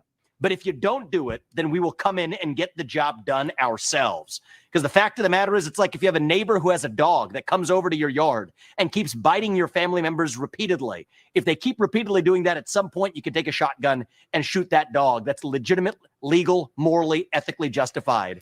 That's absolutely 100% illegal, immoral, and unjustified. If the dog is in your yard, have at it, man. If that dog poses an imminent risk to your family members or you while on your property, have at it. But the idea that you can take some sort of proactive prophylactic action, slip into your neighbor's property, and here in America, it turns out property still matters as much as the left wants to whittle away at it, and shoot that dog in anticipation that that dog will again go onto your property and shoot you. That's not how it works. That's not justified. Now, that's aside from the fact that it is ridiculous violation of international law. It's also aside from the fact that Mexico is a sovereign country, which, by the way, has buckets of corruption problems, huge issues involving drug cartels. That is absolutely true. And so to suggest that, hey, if I don't support Vivek Ramaswamy is ridiculous. And this guy's an attorney, right? I mean, didn't this guy go to Yale or Harvard on a George Soros scholarship or something like that? And this guy suggests that going into your neighbor's yard to kill their dog because one day it might come back over and bite your kid. That's ridiculous. That's just ridiculous. But having said that, these are our neighbors long-term. There's no way to break away the Rio and just send them adrift to South America. They're always going to be there. The long-term solution is definitely going to require Mexico to get up on steroids here when it comes to military and police, and to try to address the historic corruption that seems to permeate both of those organizations. But this idea that we're just going to move into Mexico and use force, what Ramaswamy Billy Blaze is doing is trying to appease that part of the Republican base, and maybe even just a certain core of Americans that believe that the use of force by America is justified anytime we think it's good for us and bad for the other guy. I know it might seem that way based on some of the things that have taken place, but it's not. And the idea that he is going to, on his own, use his executive authority to put the military into a sovereign country that's also our ally south of the border and start eliminating people. I don't know, folks. I don't know what you think about that. I've heard people say, well, what about terrorists? Yeah, I get it. There's certain parallels that you can draw between the narco terrorists and the regular fly planes into buildings terrorists. I get all that. But I don't think this is legal.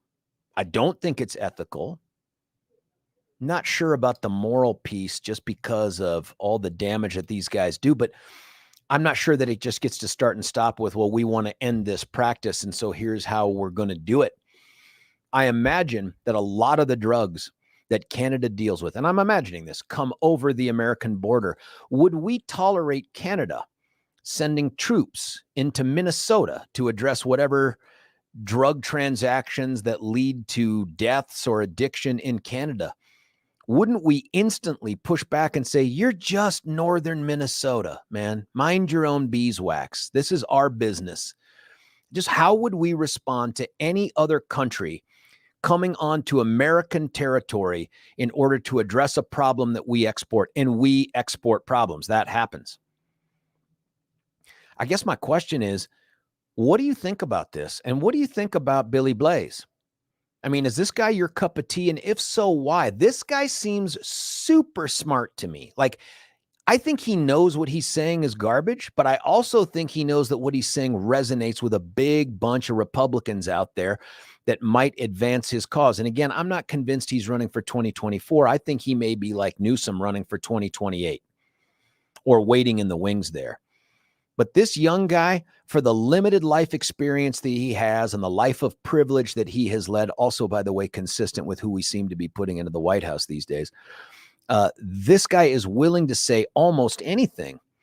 But I guess the bigger question is, do you agree with him? I mean, do you agree with the idea that America should be sending special forces or any military assets into Mexico, not only uninvited, but perhaps against their wishes, over their objection, to start to single out and take out drug cartels? In fact, I am pretty certain that what he's going off of is the movie Clear and Present Danger, the Tom Clancy novel with Jack Ryan. Do you see what I'm saying? If you don't know that book, at least watch the movie. I think that's a Harrison Ford one as well.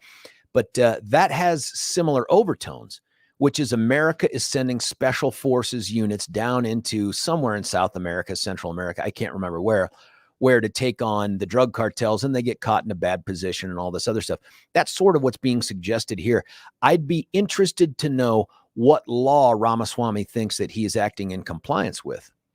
Oh, here's one. The most educated of all of the texts. Oh, George, shut up, exclamation point. Call in. Let's have the conversation. Fentanyl labs can be 3 cartel members in thousands of multiple warehouses in the middle of Mexico City and all over the rest of the country. Good luck with the U.S. military dealing with that. That's another great question. Texter, you want me to shut up? Why? Call and explain to me why I'm wrong, or why you love Vivek Ramaswamy.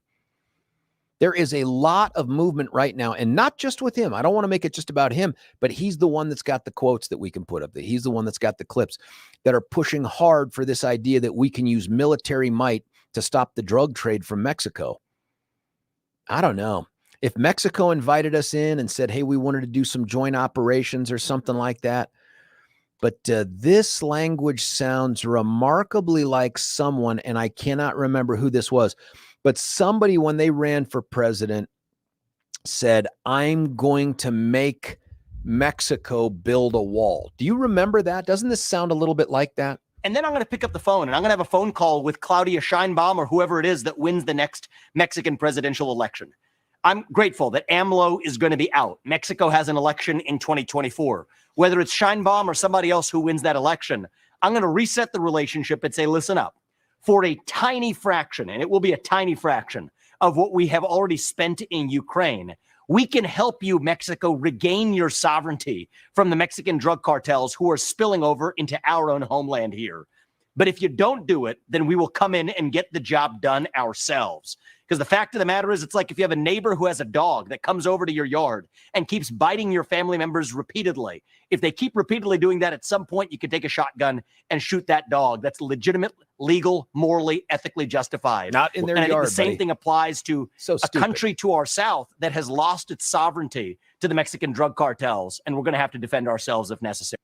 I hope that somebody asks him at some point, do you believe you can go into your neighbor's yard to kill their dog, and under what circumstances? Because that just sounds crack smoke crazy. But did you hear the front part of that thing where he was like, I'm going to pick up the phone and call Mexico and I'm going to make certain demands of them and they're going to do it. Or I'm sending in the United States military using authority I completely lack.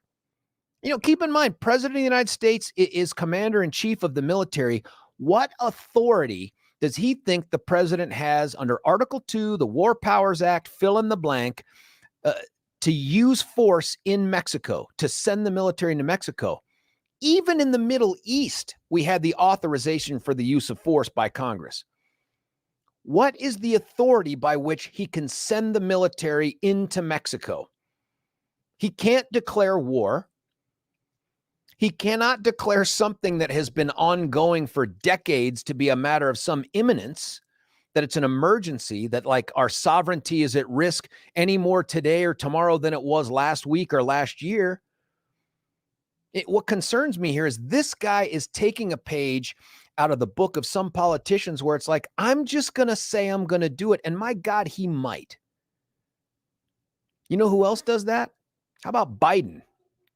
I'm just going to forgive $10,000 worth of student loan debt using powers I also completely lack. I'm going to torture the words of a statute That's not me saying it, of course. That's the Supreme Court that shot him down.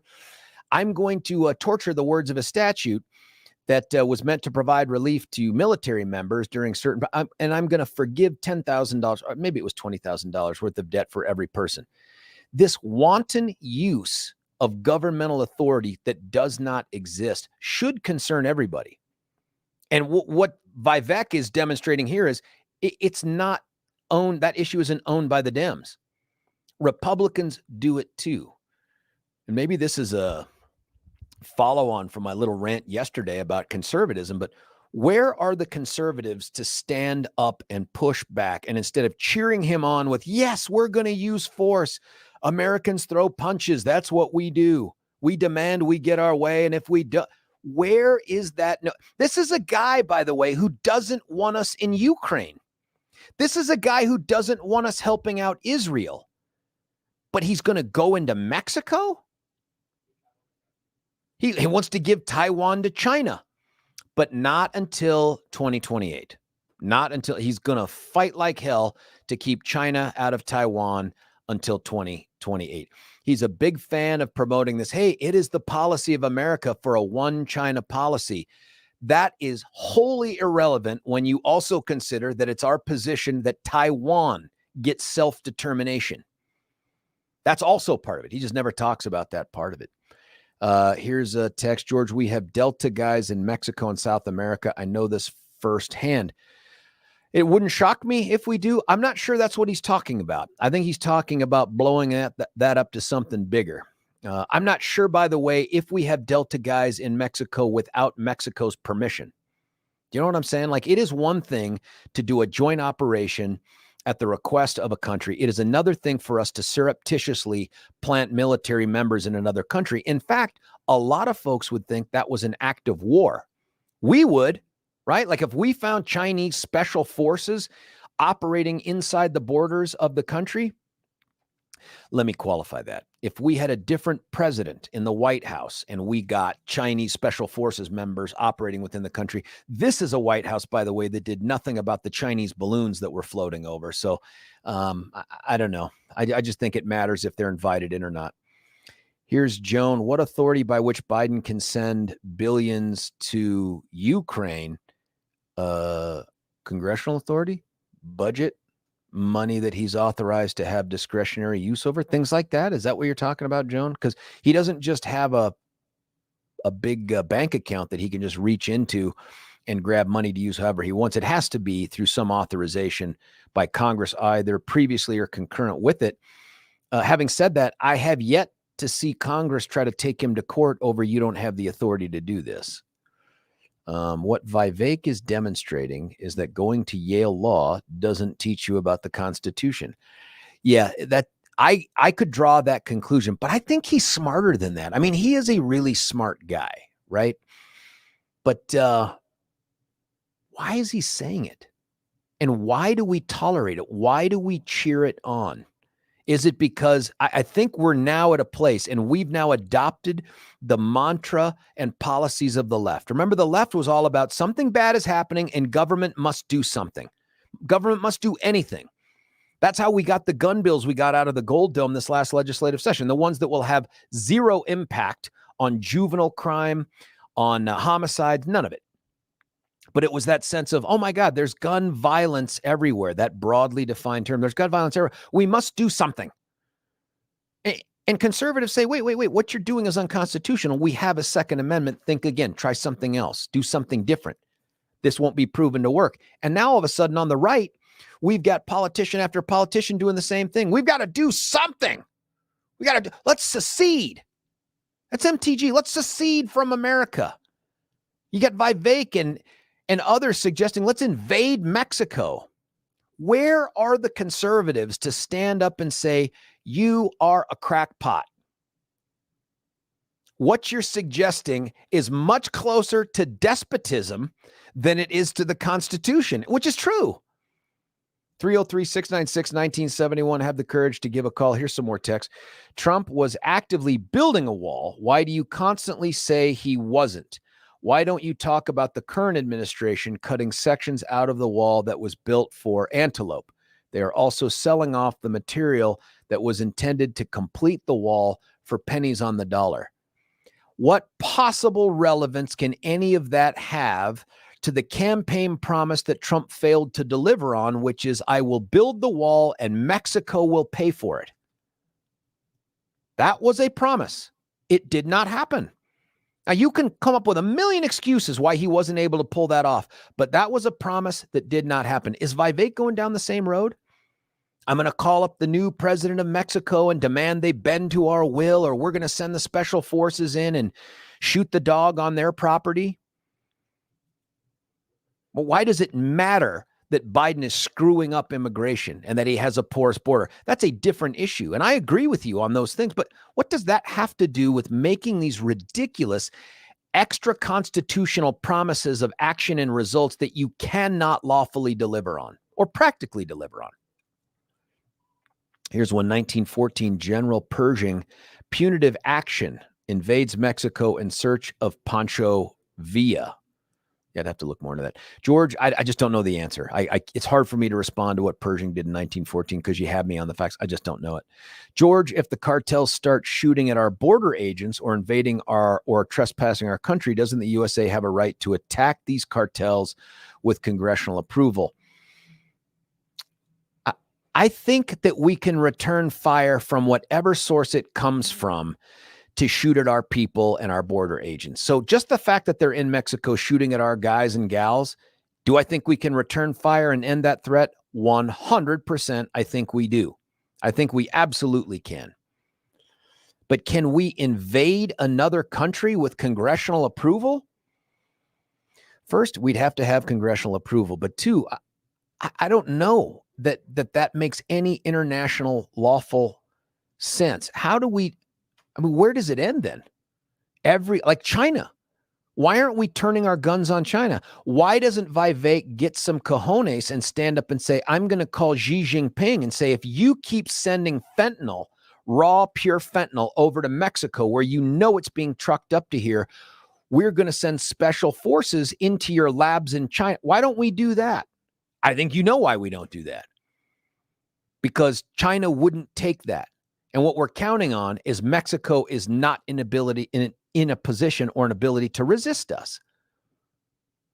Why isn't he going after China on this? China is just as much at fault as Mexico. They're producing the poison that Mexico is trucking up here. And instead, his response to China is, just cool your jets until my second term, and then I'll give you Taiwan. That's how pissed off he is about the fentanyl coming from China to Mexico. I'll give you Taiwan. Folks, none of this makes any sense to me, but maybe it does to you. Listen, I'm going to cut away for a break, and then Marty, Frank, and Frank. I love it when we have back-to-back Franks. It's just going to be a special day. And when it's kicked off by Marty, you know that this is going to be magical. You got to stick around after this quick break. I got to tell you, though, about our buddy Mitch Floria at the Art of Granite. I'm going to save Tanner, by the way, for when we talk about Billy, just so you know. I'm going to save Tanner for when we talk about the Gavin Newsom stuff. Art of Granite is a guy named Mitch Floria. Mitch also from overseas, by the way, not that far from Ukraine, but a place called Romania. It used to be under communist control. That was by a guy named Ceausescu. Mitch was smart and lucky, and he got himself over here to America legally. Thank you, Mitch. And became a citizen, started a family, started a business, and he has taken that old school approach to American business, and that's customer service, trust, quality, all of those things that seem to have gone the way of the dodo in exchange for the quick buck. That's just not Mitch. If you're looking for a quick kill, cheapest price with sketchy service, and maybe they don't return your calls if things don't work out, you can go a billion other places. You want the best, you go to Mitch Floria. You pick up the phone and you call Mitch on the cell phone that rings in his pocket, 303-386-5919, 303-386-5919. One more time, 303-386-5919. Here's the cool thing. You call that number and say, Mitch, I want to get a countertop. I want to get one for my kitchen, one for my bathroom. I'm a George listener. He goes, hang on. I'm giving you the bathroom countertop for free. You just pay for the kitchen countertop package. If you call up and say, I just want to do one room, he's like, that's okay. I'll throw in the sink for free. Oh, by the way, did I tell you you get the wholesale prices too? That's the kind of American businessman Mitch Floria is. You got to check him out at theartofgranite.com, theartofgranite.com. When we come back, Mitch and the two Franks, your texts, your calls. It's George Brauchler, 710 KNUS.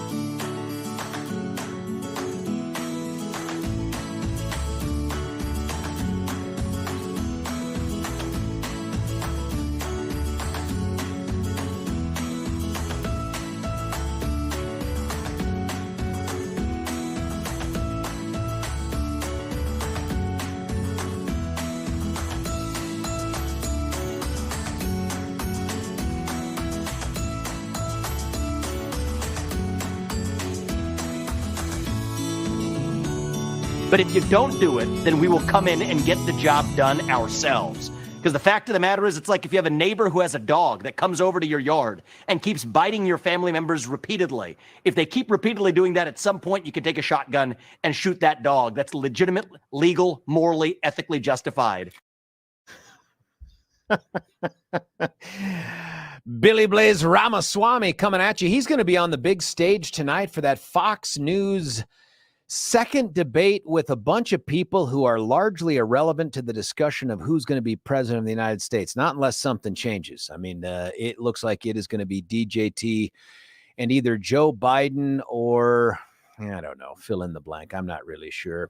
303-696-1971 is the number. We're going to go to the moosiest moose you know, Marty, up in Denver. How are you, Marty? Hey, George. Thank you for the time. I got to push back.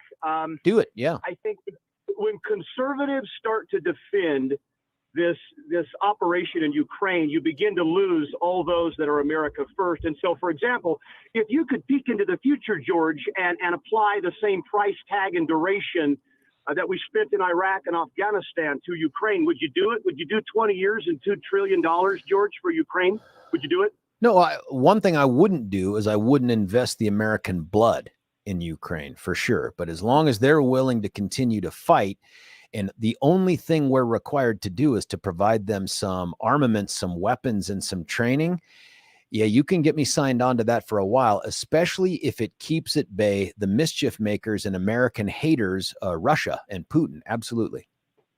Okay, now, George, that's the scary part now, because that to me sounds very much like our Democrats that move then into our uniparty category, because somehow, so what if Ukraine loses half of its territory to Ukraine?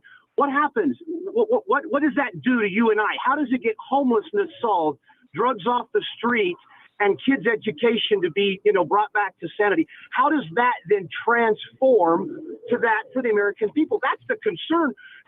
Didn't exist until 1991, and so the American people are saying that we got kids that are locked in closets or don't eat every week, and we're supposed to step over them. Marty, that logic taken to its natural conclusion is for us to withdraw every boot we have on the ground outside of American soil, to decrease our investment in international relations, to make sure that all we ever focus on are what take place within the border of the United States until something shows up inside our country. And that's naive, man. That is not a way to succeed long-term for any country, let alone America. How do you justify keeping any military anywhere outside the border of the United States with your logic? I'm not. So you would pull them all back in. Well, or scale back. Why? Hold on. Why scale back? Why not just pull them out? Either you have a reason to be there that benefits America or you don't. Otherwise, it's, hey, let's close down. Let's take all the American troops out of South Korea. Let's cede South Korea to the north. Let's take them all out of Okinawa and other parts of Japan, all over Europe. Let's all bring them back here and just pretend that nothing happens outside of America can't come back to harm us right here in America. No, not true. But what I guess I'm saying is if there is a strategic benefit, and I'm not talking about keeping this idea that democracy is eventually going to be every in the world. I'm not talking about that, but I'm describing if there is some kind of benefit to America, great, keep it. Do I think we need the amount of military presence all over this world that we currently do? No. For what? What are we so scared of? We're not watching what's going on with the 100,000 a year dead right here. We're not watching what the radical left. But Marty, you make it sound like it's a binary choice, like we can only do one or the other. And clearly America is capable of chewing gum and walking and juggling and humming a tune at the same time. But here's the problem. I know what happens if we give up part of Ukraine or Ukraine to Russia. And that is we will see Russia begin to expand further into other parts outside their territory and threaten our neighbors and our allies in Western Europe. What do you think happens if we give Russia and Putin, we reward him for an act of war in invading Ukraine? We give him half of Ukraine. We have the authority to do that, but let's pretend he gets it. What do you think happens then? I honestly, nothing. So he just goes back to being Putin, and all they care about is what they have. That's it, huh? He doesn't like NATO on his doorstep. He doesn't like what a disgusting country Ukraine is. Yeah. Did you know that Ukraine, did you just see Zelensky hire Marina Abramovich to help with schools? Are you aware of that, George? Do you know who that person is? No idea. You don't know who that. Zelensky just made a declaration seeking Marina Abramovich, a known Satanist cultist, to be the director of putting schools back into Ukraine. You can't defend. We are over there in the name of democracy, and Ukraine is the furthest thing from a democracy. No, I disagree with you, man. We're not over there just in the name of Ukraine. Ukraine is a means to another end for Russia and for us, and I like us better than Russia.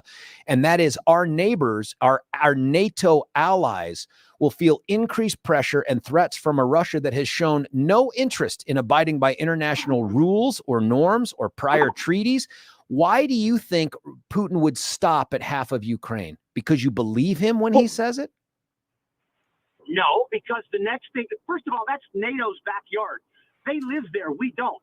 We don't have the resources to be in every corner of the world 24/7. We just don't. We have $32 trillion in debt, and it's counting. And oh, by the way, we sit on the verge of economic implosion in this country. I hope you're aware of that, with interest rates, housing, and this inevitable ticking time bomb. But Marty, play it out. You're President Marty. You withdraw every penny, every weapon system, every bit of support that we provided to Ukraine. We withdraw it, and then Russia pushes through, takes over Ukraine. And then what? Okay, perfect. Great conversation, because now you're talking to Poland and all that crowd that says, guess what, guys? This is that moment in time. You're going to step up because they're at your neighborhood. They're not at ours. Guess who is at our neighborhood? Mexico, China, the Dominican Republic. And guess what? They brought their friends and they brought fentanyl, and they're looking to breed in America. These are 20-something men invading our country, and so, we're worried hold about on. What do we do about Russia, an emboldened, victorious Russia, and a Putin who cannot be stopped? What do we do with them? Do we just say, good luck, Poland and Germany and all of our other NATO allies? Yep. Good luck defending yourselves, even though we have an Article 5 that dictates that we put boots on the ground when Russia goes over that Polish border or into Lithuania. Is Ukraine in NATO? Do we have that agreement if there's an invasion in Ukraine? No. Then when that happens, that is when we will get involved with boots on the ground. Until then, this is BS to get a ton of money and resources sucked into very powerful people. And for what? What are we preserving? We don't know. You tell us that Russia is going to take over the world. I'm sitting over here and thinking, well, geez, I hope we take it long enough to see that play out, because we have destruction every day in America. It's just America first or you're not. You know what I mean? But it sounds like America first is only America, and don't ever think about what takes place outside of America until it shows up in America. It's intriguing to me, Marty, that you don't want us to do anything to try to keep Russia at bay. We shouldn't be sending troops abroad. But here in America, we are going to invade Mexico. Well, or at least stick your army on the border and say there is a line here. Way different than what Vivek is saying, buddy. Way different than what Vivek is saying. You have me at protect American soil. You don't have me at invade Mexico. Fair enough. And remember, Vivek is irrelevant. Vivek, although he says everything perfectly, he doesn't have 85 million fans. This election, George, and you know it too, will require 85 million or more votes. Joe Biden set the record, this greatest president of all time, 81 million. Vivek, nobody has that but Donald Trump. And so this is all just noise when you hear these other people on stage. You think Trump pulls us out of Ukraine? You think Trump ends all the support for Ukraine? Yes, I think he just sticks to the NATO, whatever our duties are under NATO. And because Ukraine will never be a part of NATO, we don't have $2 trillion in 20 years again, George. And you can't tell us right now. And it's your belief then that all of those dollars will be redirected towards the causes that you support? Not necessarily, but it will reduce inflation, deficit, and at least frees us up to find a cause that means a tremendous more to me. That money's not coming back. Our kids abused. Well, okay, but that's a different also, issue. man, one thing I forgot to mention was, do you remember that Russian general who just last week came out and said Ukraine's just the first step? Do you believe that guy? It's like when your own house is burning, it's hard to see, oh my gosh, this is so much bigger. Your house I'm just asking if you heard that guy, and do you believe him? I'm just asking. Did you hear him? Do you believe him? No, I did not hear that. I can't say specifically. And I don't believe that Russia is on the verge of a world takeover. It's not world takeover, buddy. They don't need to take over the world. That's not their goal. Their goal isn't the world. Their goal is Western Europe. Well, come on now. That's why we've got the great fans in Germany and Switzerland and all these badasses over there for the first time since World War II can rise to the occasion and defend themselves. Marty, it's such an easy thing. It's such an easy thing to say if you've stopped caring about our commitments to our allies. It's just easy to be like, hey, you guys are on your own. Good luck. And do you remember who we relied upon when we went into the Middle East to avenge those that attacked us?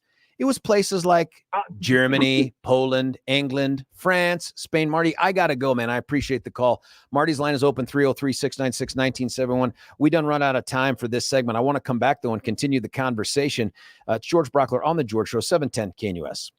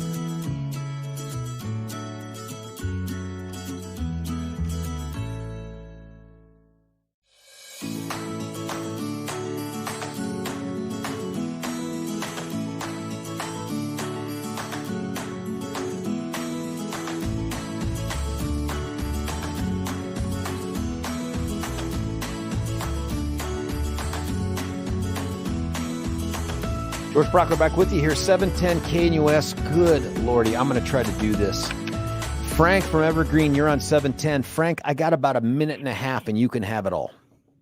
Okay, so just full disclosure, I'm a warmonger raised by a World War II Navy Seabee. So everything I say, you have to balance it with that. The only department in our government that's worth a you know what is the Department of Defense.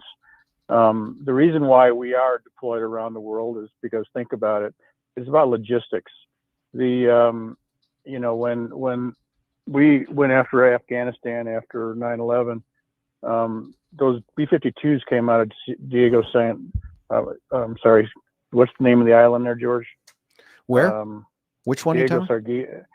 What's the name of the island where the B-52s fly out of? Oh, I can't remember, man. Diego something. Anyway, it's about you and I are having a Biden moment. Yeah, it's about logistics. And you know, we have the most powerful military on the planet. Unfortunately, we got a feckless Republican Party and a lying, cheating, stealing, baby killing Communist Party of America. You left out the baby killer. Forgot the baby killer. They're still killing babies too. But another point, it's Diego Garcia. Frank, do me a favor, man. Just hang on. I'll carry you over. And then I promise Frank from Golden, Mark from I promise we'll get everybody on. Frank, I just didn't want to cut you off. Can you stick around through the break, man? Yeah. All right, listen, this topic is too good to change from. We can hit the other ones later, but I'm going to keep this thing going. You agree with Vivek Ramaswamy? Invade Mexico? George Brauchler, 710 KNUS.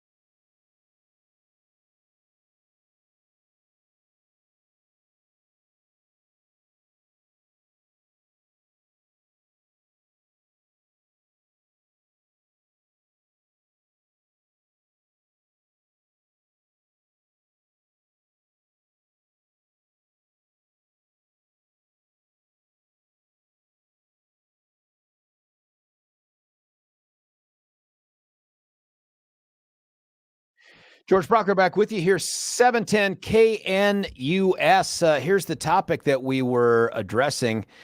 There's just a little bit of sound to play. That's for folks that may not have tuned in until the very end. And I'm going to get to Frank and Mark in just a second here. Full lines, and we want to keep that going. Texters, too. I'll read some of the texts. Folks, listen, I'm happy to debate you on the substance all day long. But when it gets to just claims of, you don't know what you're talking about, or you're a warmonger, or if it just becomes the conclusory labeling without taking on the substance of it, you're wasting your time. I mean, I'll read the texts, but they're a waste of time. And here's what we're talking about is Vivek Billy Blaze Ramaswamy. He's the idea king on the stage and really making a mockery of you because he comes out and says a bunch of things that are undoable, unconstitutional, and illegal, and people applaud him for the same reasons that people applaud a Joe Biden who comes out and says, I'm just going to simply wipe away billions of dollars in student debt. And we pull our hair out claiming based on what authority? And then you get this guy who's going to be on the stage today saying things like this. And then I'm going to pick up the phone and I'm going to have a phone call with Claudia Sheinbaum or whoever it is that wins the next Mexican presidential election. I'm grateful that AMLO is going to be out. Mexico has an election in 2024.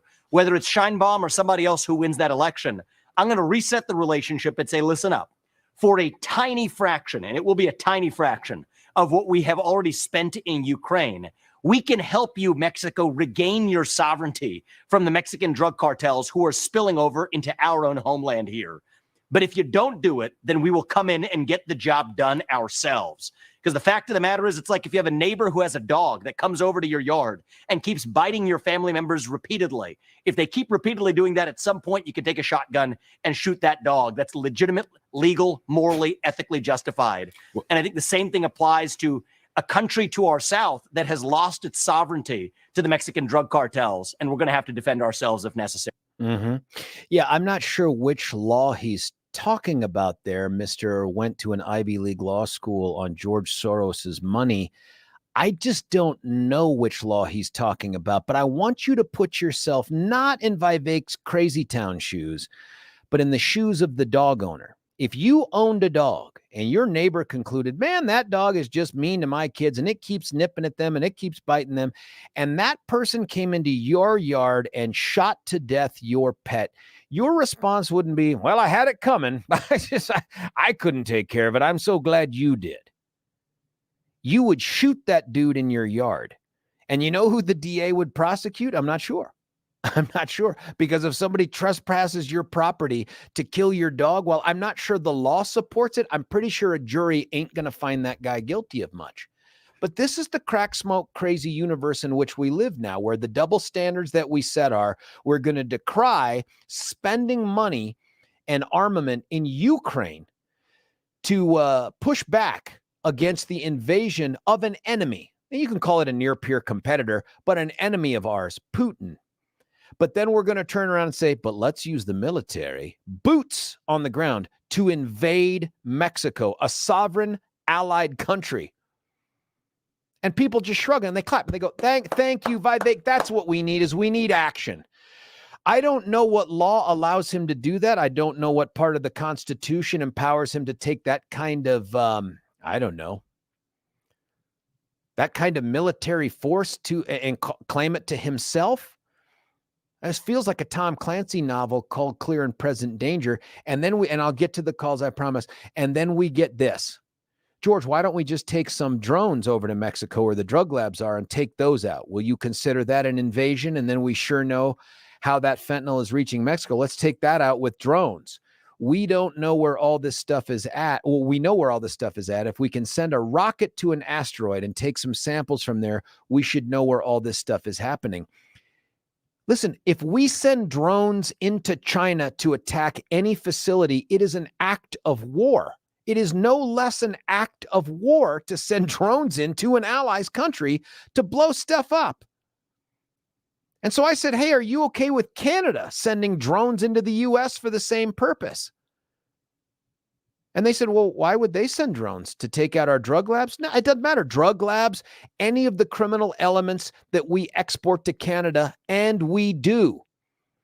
And then they said, then this is the response. They should let us know and we will do the job. Mexico's not doing it. Do you think we're ignorant to the criminal things that take place in our country that get exported to Canada?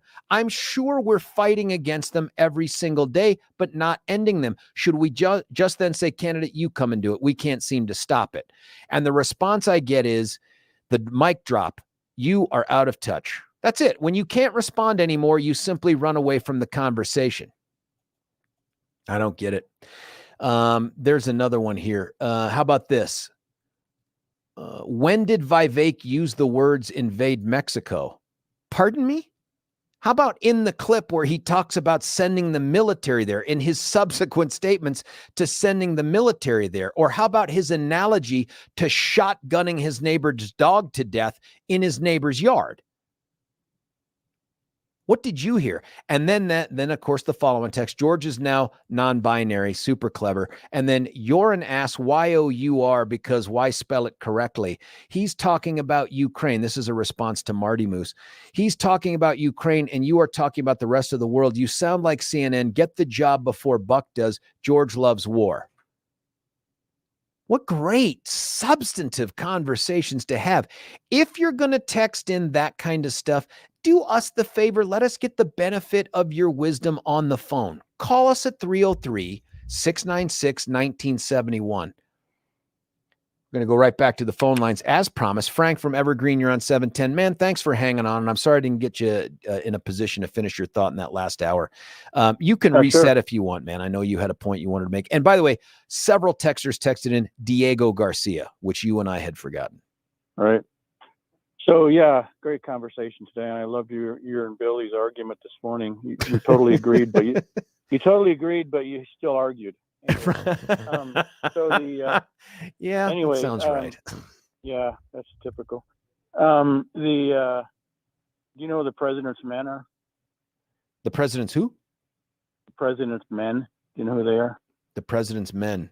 No, yeah. It sounds like a website. It's also known as the United States Marine Corps. He can deploy them any place he wants for 90 days without any congressional approval.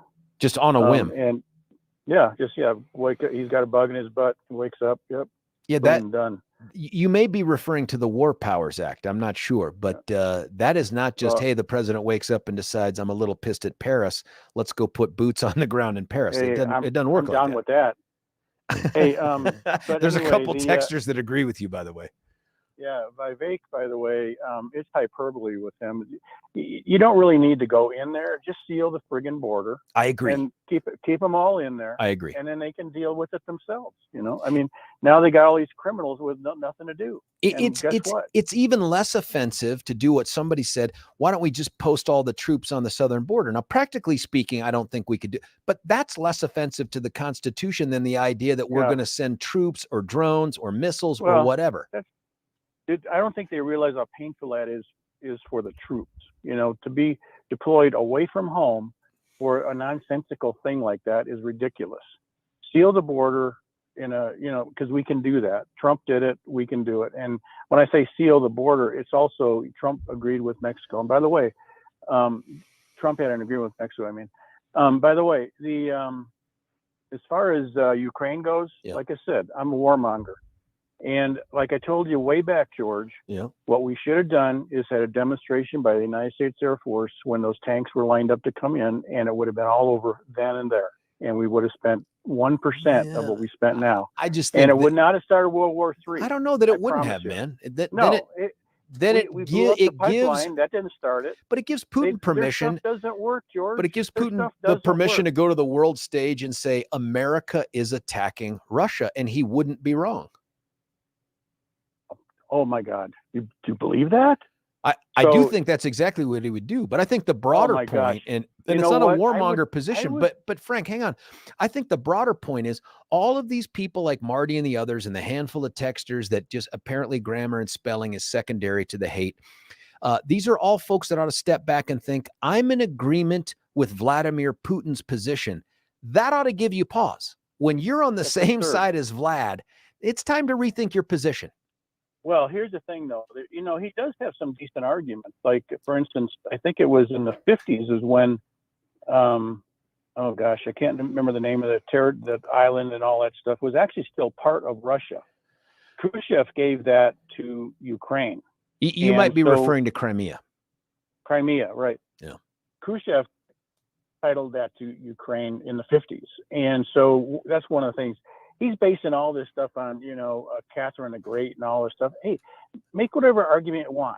If we had had a demonstration by the United States Air Force when that line of tanks was sitting there, it would have been over.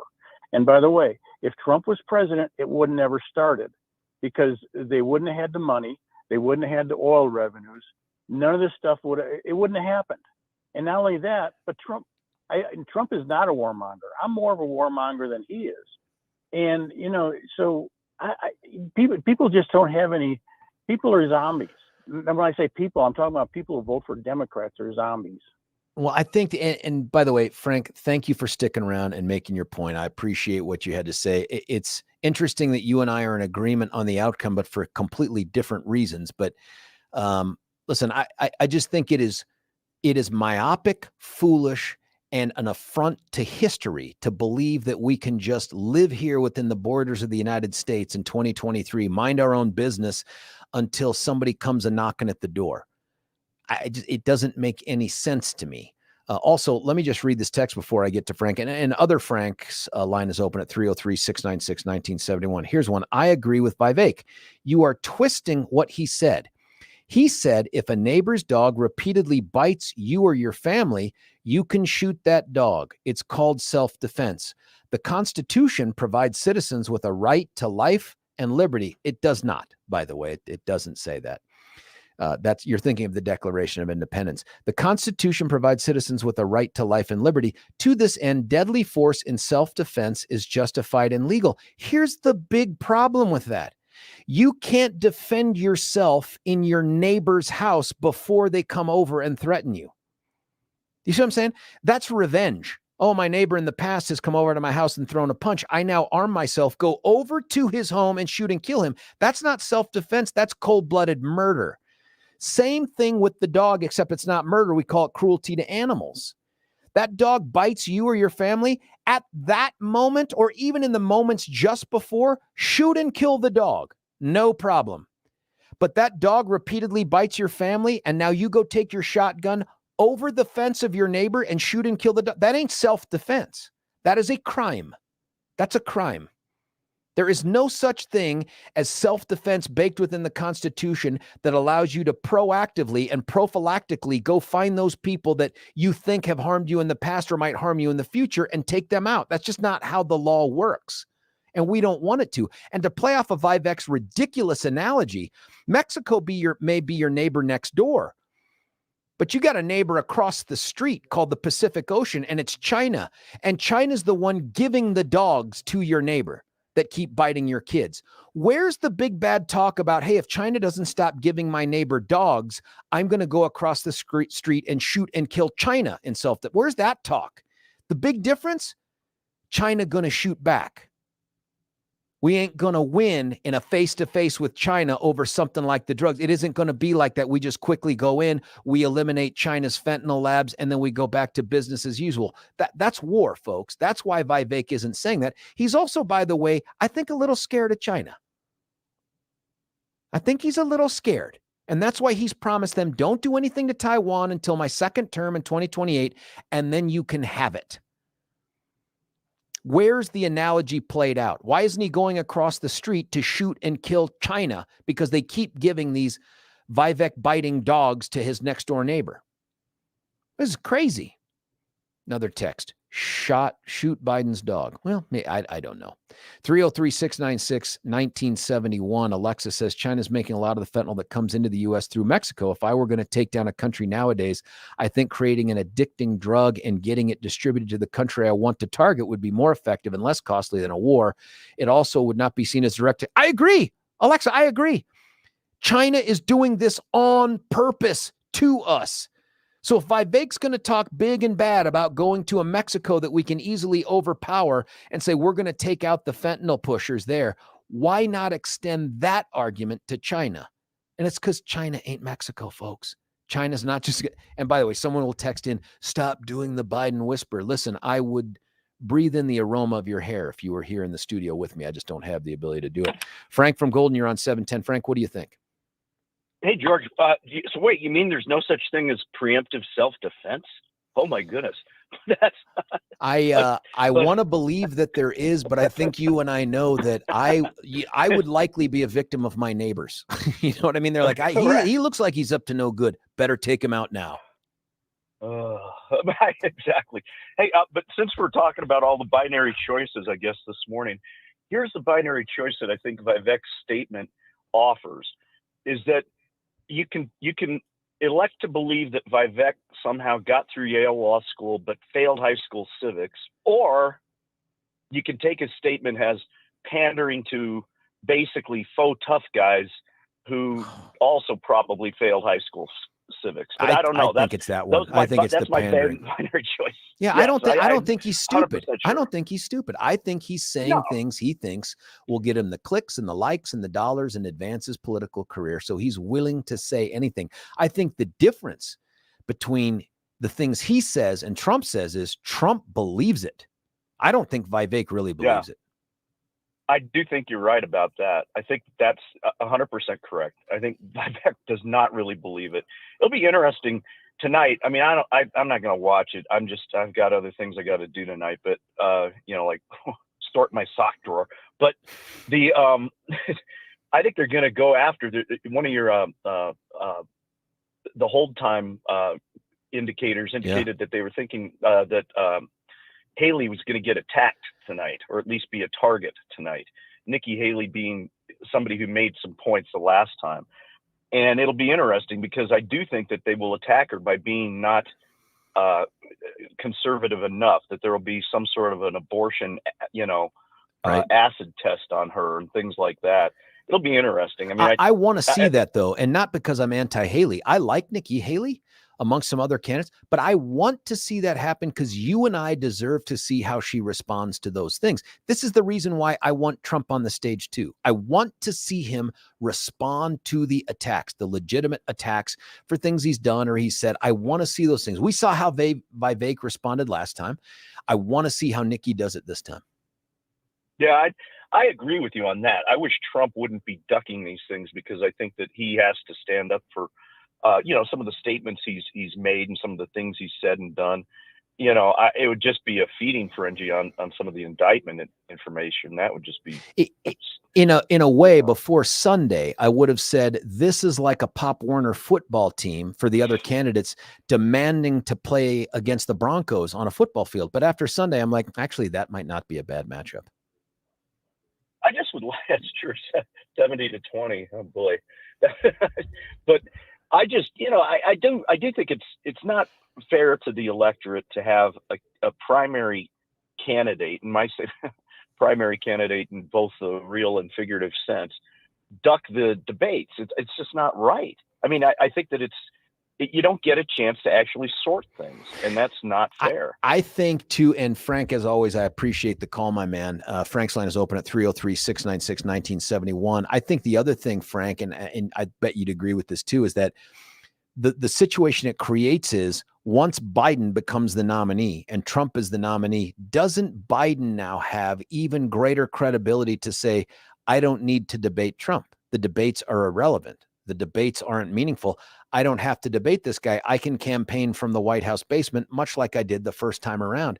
But I don't want to turn this into the debate talk. We'll have plenty of time to do that tomorrow. But I am interested in your position on whether or not Vivek Ramaswamy's extra constitutional invented powers that he doesn't have to go in and invade a neighbor and ally are things that resonate with you. 303-696-1971. We're getting full lines again, but you just keep trying to call in. You're bound to hit one. I'm telling you, and I'll tell you when those lines come open. I need to tell you, though, about something pretty sweet. Look, I'm a veteran. I'm a former prosecutor, top prosecutor, really, for the most populous jurisdiction in the state. I have some sense of what home protection and security are. Hell, we've been talking about it here. I also, unlike Vivek, appear to know the law surrounding self-defense. This is why I'd like to invite you to the Tanner Gun Show this weekend inside the Crown Plaza. You're going to get the best home protection options available, and you're going to be able to talk to the most knowledgeable gun vendors in the state about what's right for you and your situation. Colorado recently passed a 3-day waiting period on all firearms purchases. It will do nothing, by the way. It will not reduce gun violence. It certainly won't reduce gun crime. So this is the last show you can get your firearm the same day with only a 1-hour background check. They'll have all types of new and hard-to-find used guns, knives, ammo, AR accessories, hunting supplies, concealed carry classes, and just a ton of cool stuff you can't find anywhere else. Prices? About 30% less than the big box stores, up to that amount. The Tanner Gun Show is this Friday from 3 to 7, Saturday from 9 to 5, and Sunday from 10 to 4. Your ticket is good for all 3 days. Tickets are available online at Tanner Gun Show, all 3 words put together, tannergunshow.com, or at the door the day of the event. Parking is always free.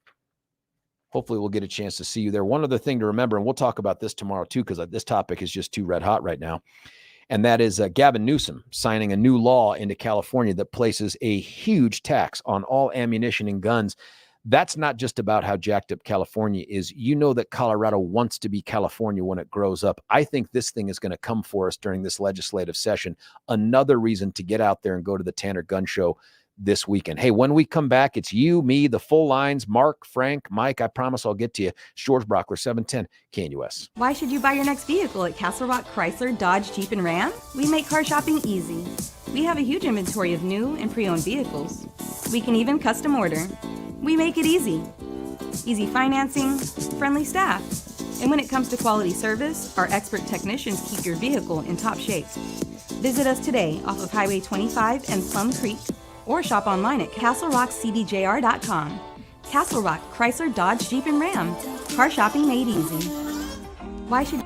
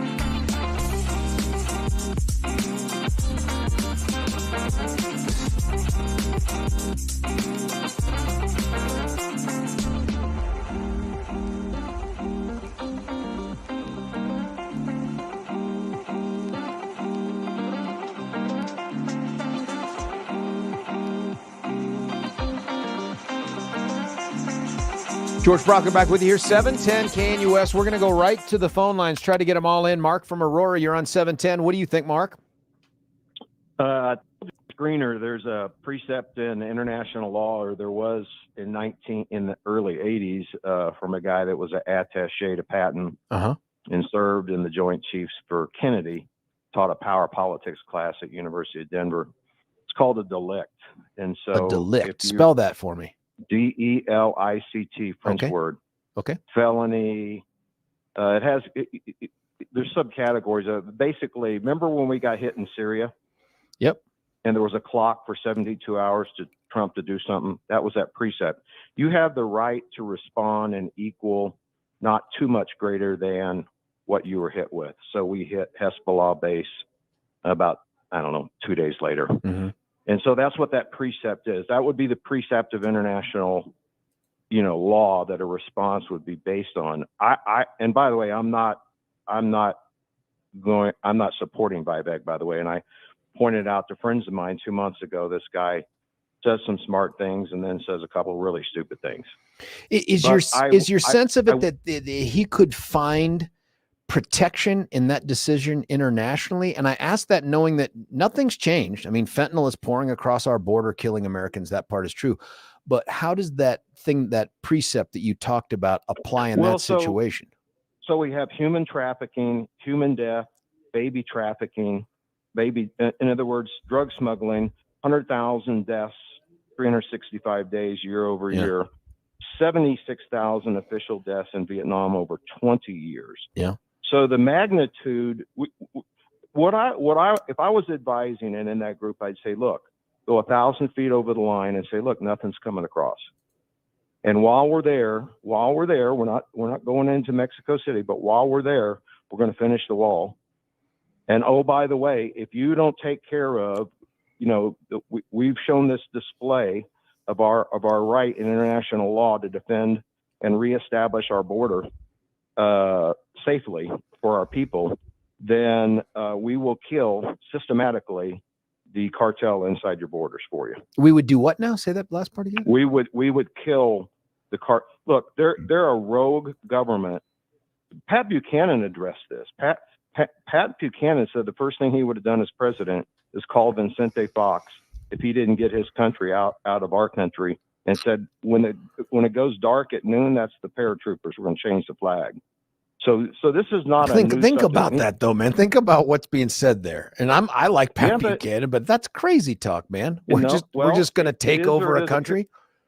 Here's the thing: while we're sitting around debating gender equity, pronouns, and all that stuff, the rest of the world doesn't run like that, George. The rest of the world is brutal, and we're seeing the most brutal expression both through the trafficking of fentanyl by China as well as the distribution. Listen, I promise you, within 30 days, Mexican government would establish their own barrier south of us to stop the flow. They won't do it because there's no impetus on them. By the way, I wanted to respond from a couple days early in the week. You're talking about free speech and going after. To me, that's all bogus as conservatives. I missed it. Man, you caught me off guard here. What were we talking about? Earlier in the week, you were talking about regulating speech and all the stuff. With the press. Okay. So here's what I would do, though, George. I would abolish 90% of the flow of destruction from the deep state. I would shut the Department of Education, which was the sole task Tom Tancredo was given by Ray asking. And he said, I didn't get it done. I didn't shut down the Department of Education, and create a parallel police force to replace the FBI within 90 days and get rid of the FBI. But you do that with Congress, because you can't do it on your own. I would create the agency and basically all the federal. Listen, there are dual agencies all through government. And I know, but hold on. There's no way for you to fund an organization without Congress. You can't just, if you're president, if you're Trump, you couldn't just stand up and say, I know I want the Department of fill in the blank, and it exists. There's no authority for that. How did we fund Space Force? Space Force was created also with the consent of Congress.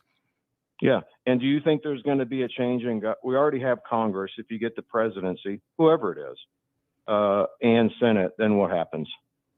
But my point is the deep state has been around. A lot of us believe that's how Kennedy was killed.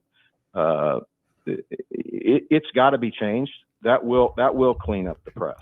That would be my whole point. What would clean up the press? Every rumor that was brought out, for instance, during the Trump administration, was carried to the press by somebody like Clapper or somebody officially in the government that could be cited with anonymity, and then make the claim and write articles about it.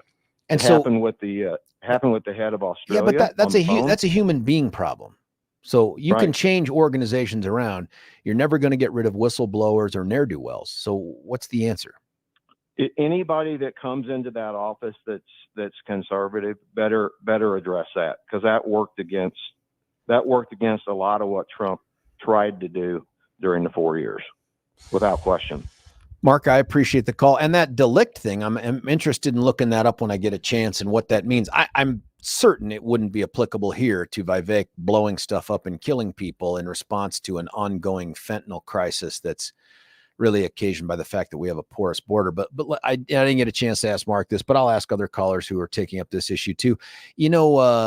There's a ton of statistics, information, reports out there, some of it by the ATF and others, that much of firearms traffic that takes place between the United States and Mexico, and I'm talking about going southward, is illegal.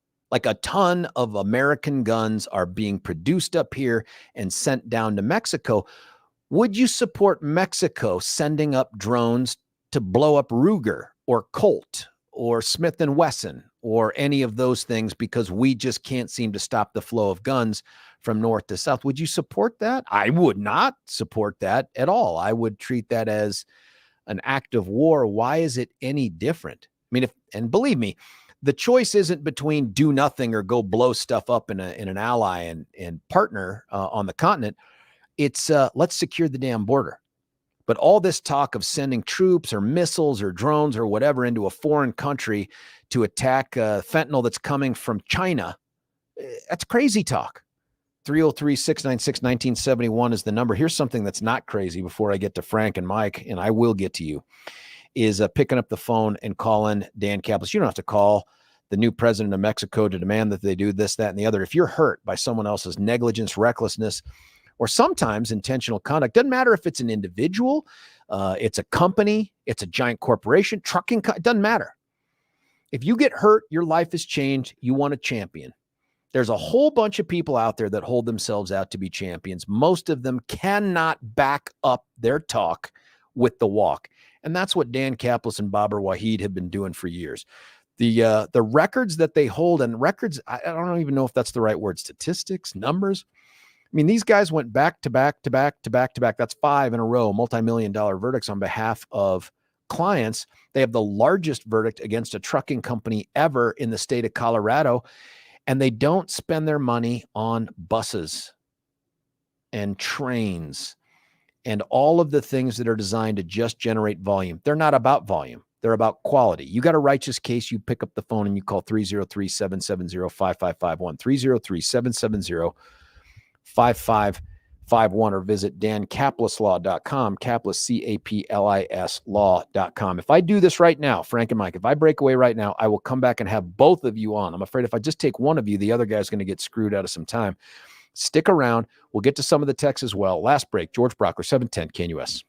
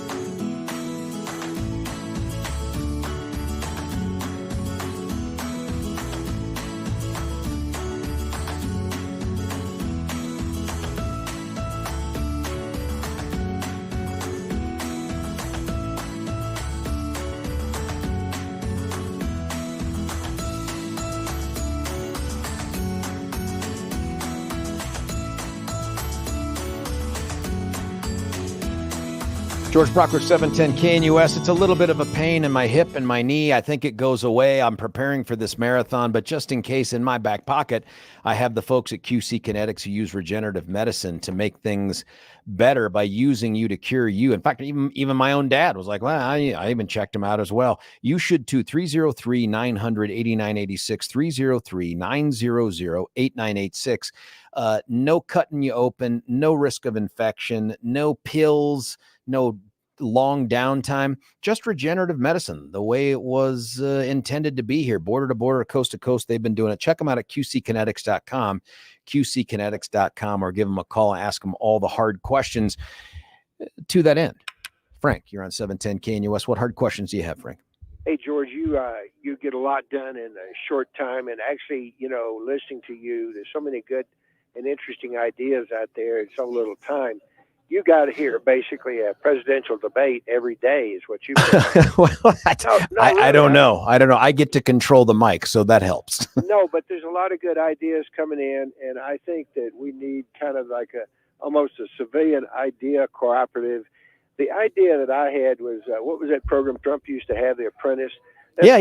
That's where he was kind of the best at listening to a lot of good ideas, putting his experiential stuff into use. Did you ever read Trump's book, The Art of the Deal? I did back when I was a kid, man. That came out in the 80s. A kid, I was ago. a young man, but and back in the 80s. He wrote a better book. It's called The Art of the Comeback. I don't know if you've ever. No, I haven't read that one.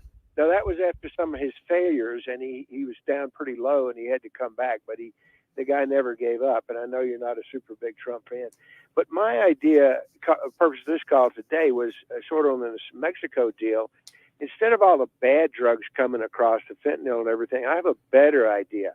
I think that we ought to approach Mexico not with a warlike thing, but with a better idea and say, hey, look, we get a lot of drugs from China right now that their consistency and their purity is not guaranteed.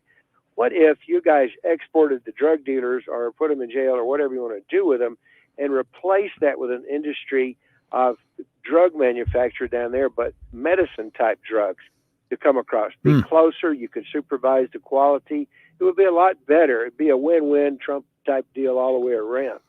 That was my idea. I at least appreciate thinking outside the box. It's hard to. How do we cut China out? Does China still figure out a way to get involved like they do with fentanyl? China can make all the trash cans and plastic and paper crap all that put in Walmart that they want to, and I'll buy it all day long. I just want stuff that I put in my pie hole to be of veracity, of certain quality. And, Mendelez bought Nabisco, and they're making all our cookies down there now. So I think they could make some drugs down there, some medicines that we're going to need, and there's a market for it going forward. It'd just be a smarter idea than dirty drugs like that. Well, I like that at least one of the calls was solution-oriented that didn't involve blowing up somebody or some other thing. Frank, as always, man, thanks for the call. 303-696-1971. Mike from Highlands Ranch. I got a couple of minutes for you, man. Take them. Hey, thanks, George. I know this opinion might rub people the wrong way, but I've heard both sides of this argument about immigration. And, I'm going to bounce this off of you. Immigration comes from Mexico willingly. So we hear on the news the border crisis, and it's all like this, that, and the other in the news, and these buses get shipped across the country. But there is a labor shortage. People don't realize it in factories and in meat plants, food processing plants. And, I live in Denver, so I don't see these immigrants wandering the streets like the homeless drug addicts that we see that are real Americans that are hooked on drugs. I don't see that happening. So these immigrants are being absorbed somewhere into communities all across this country. With that being said, Ukraine, on the other hand, think of it the flip side. Mother Russia has the same labor shortage problem as the United States, but Russia doesn't have a immigration. There's not people that want to move into Russia. There's people that want to move away from Russia. So what did Russia do? They attacked Ukraine. They're driving their people back to Mother Russia to put them to work, because if they don't, they have a birth rate problem. They have a major problem. And I feel like people don't realize the big picture of how countries work and how economies work. Like even China has a major birth rate problem, and they don't have an up and coming generation of workers to fill the shoes of the existing people that are about to retire. What do you think about that? Man, I wish I had more time to ponder that whole thing. I'm not sure you're advocating for us to do what Putin has done and take over a part of Mexico and just sort of be like, well, No. you know, We have the willingness of the people coming. Russia doesn't have that, so therefore they attacked Ukraine and they basically destabilized Ukraine. But those people spoke Russian, and where are they going to go when their homes are burned down? Mike, it's an interesting idea, destroyed? and I'm sorry that I didn't have time to address it, but you got it out, and I appreciate that, man. Mike, thanks for listening. Thanks for the thoughtful call as well. Hey, listen, that does it for us for this Hump Day show. We'll be back tomorrow discussing whatever happens in this debate tomorrow, as well as some of the other crazy things that take place. George Brauchler, 710 KNUS.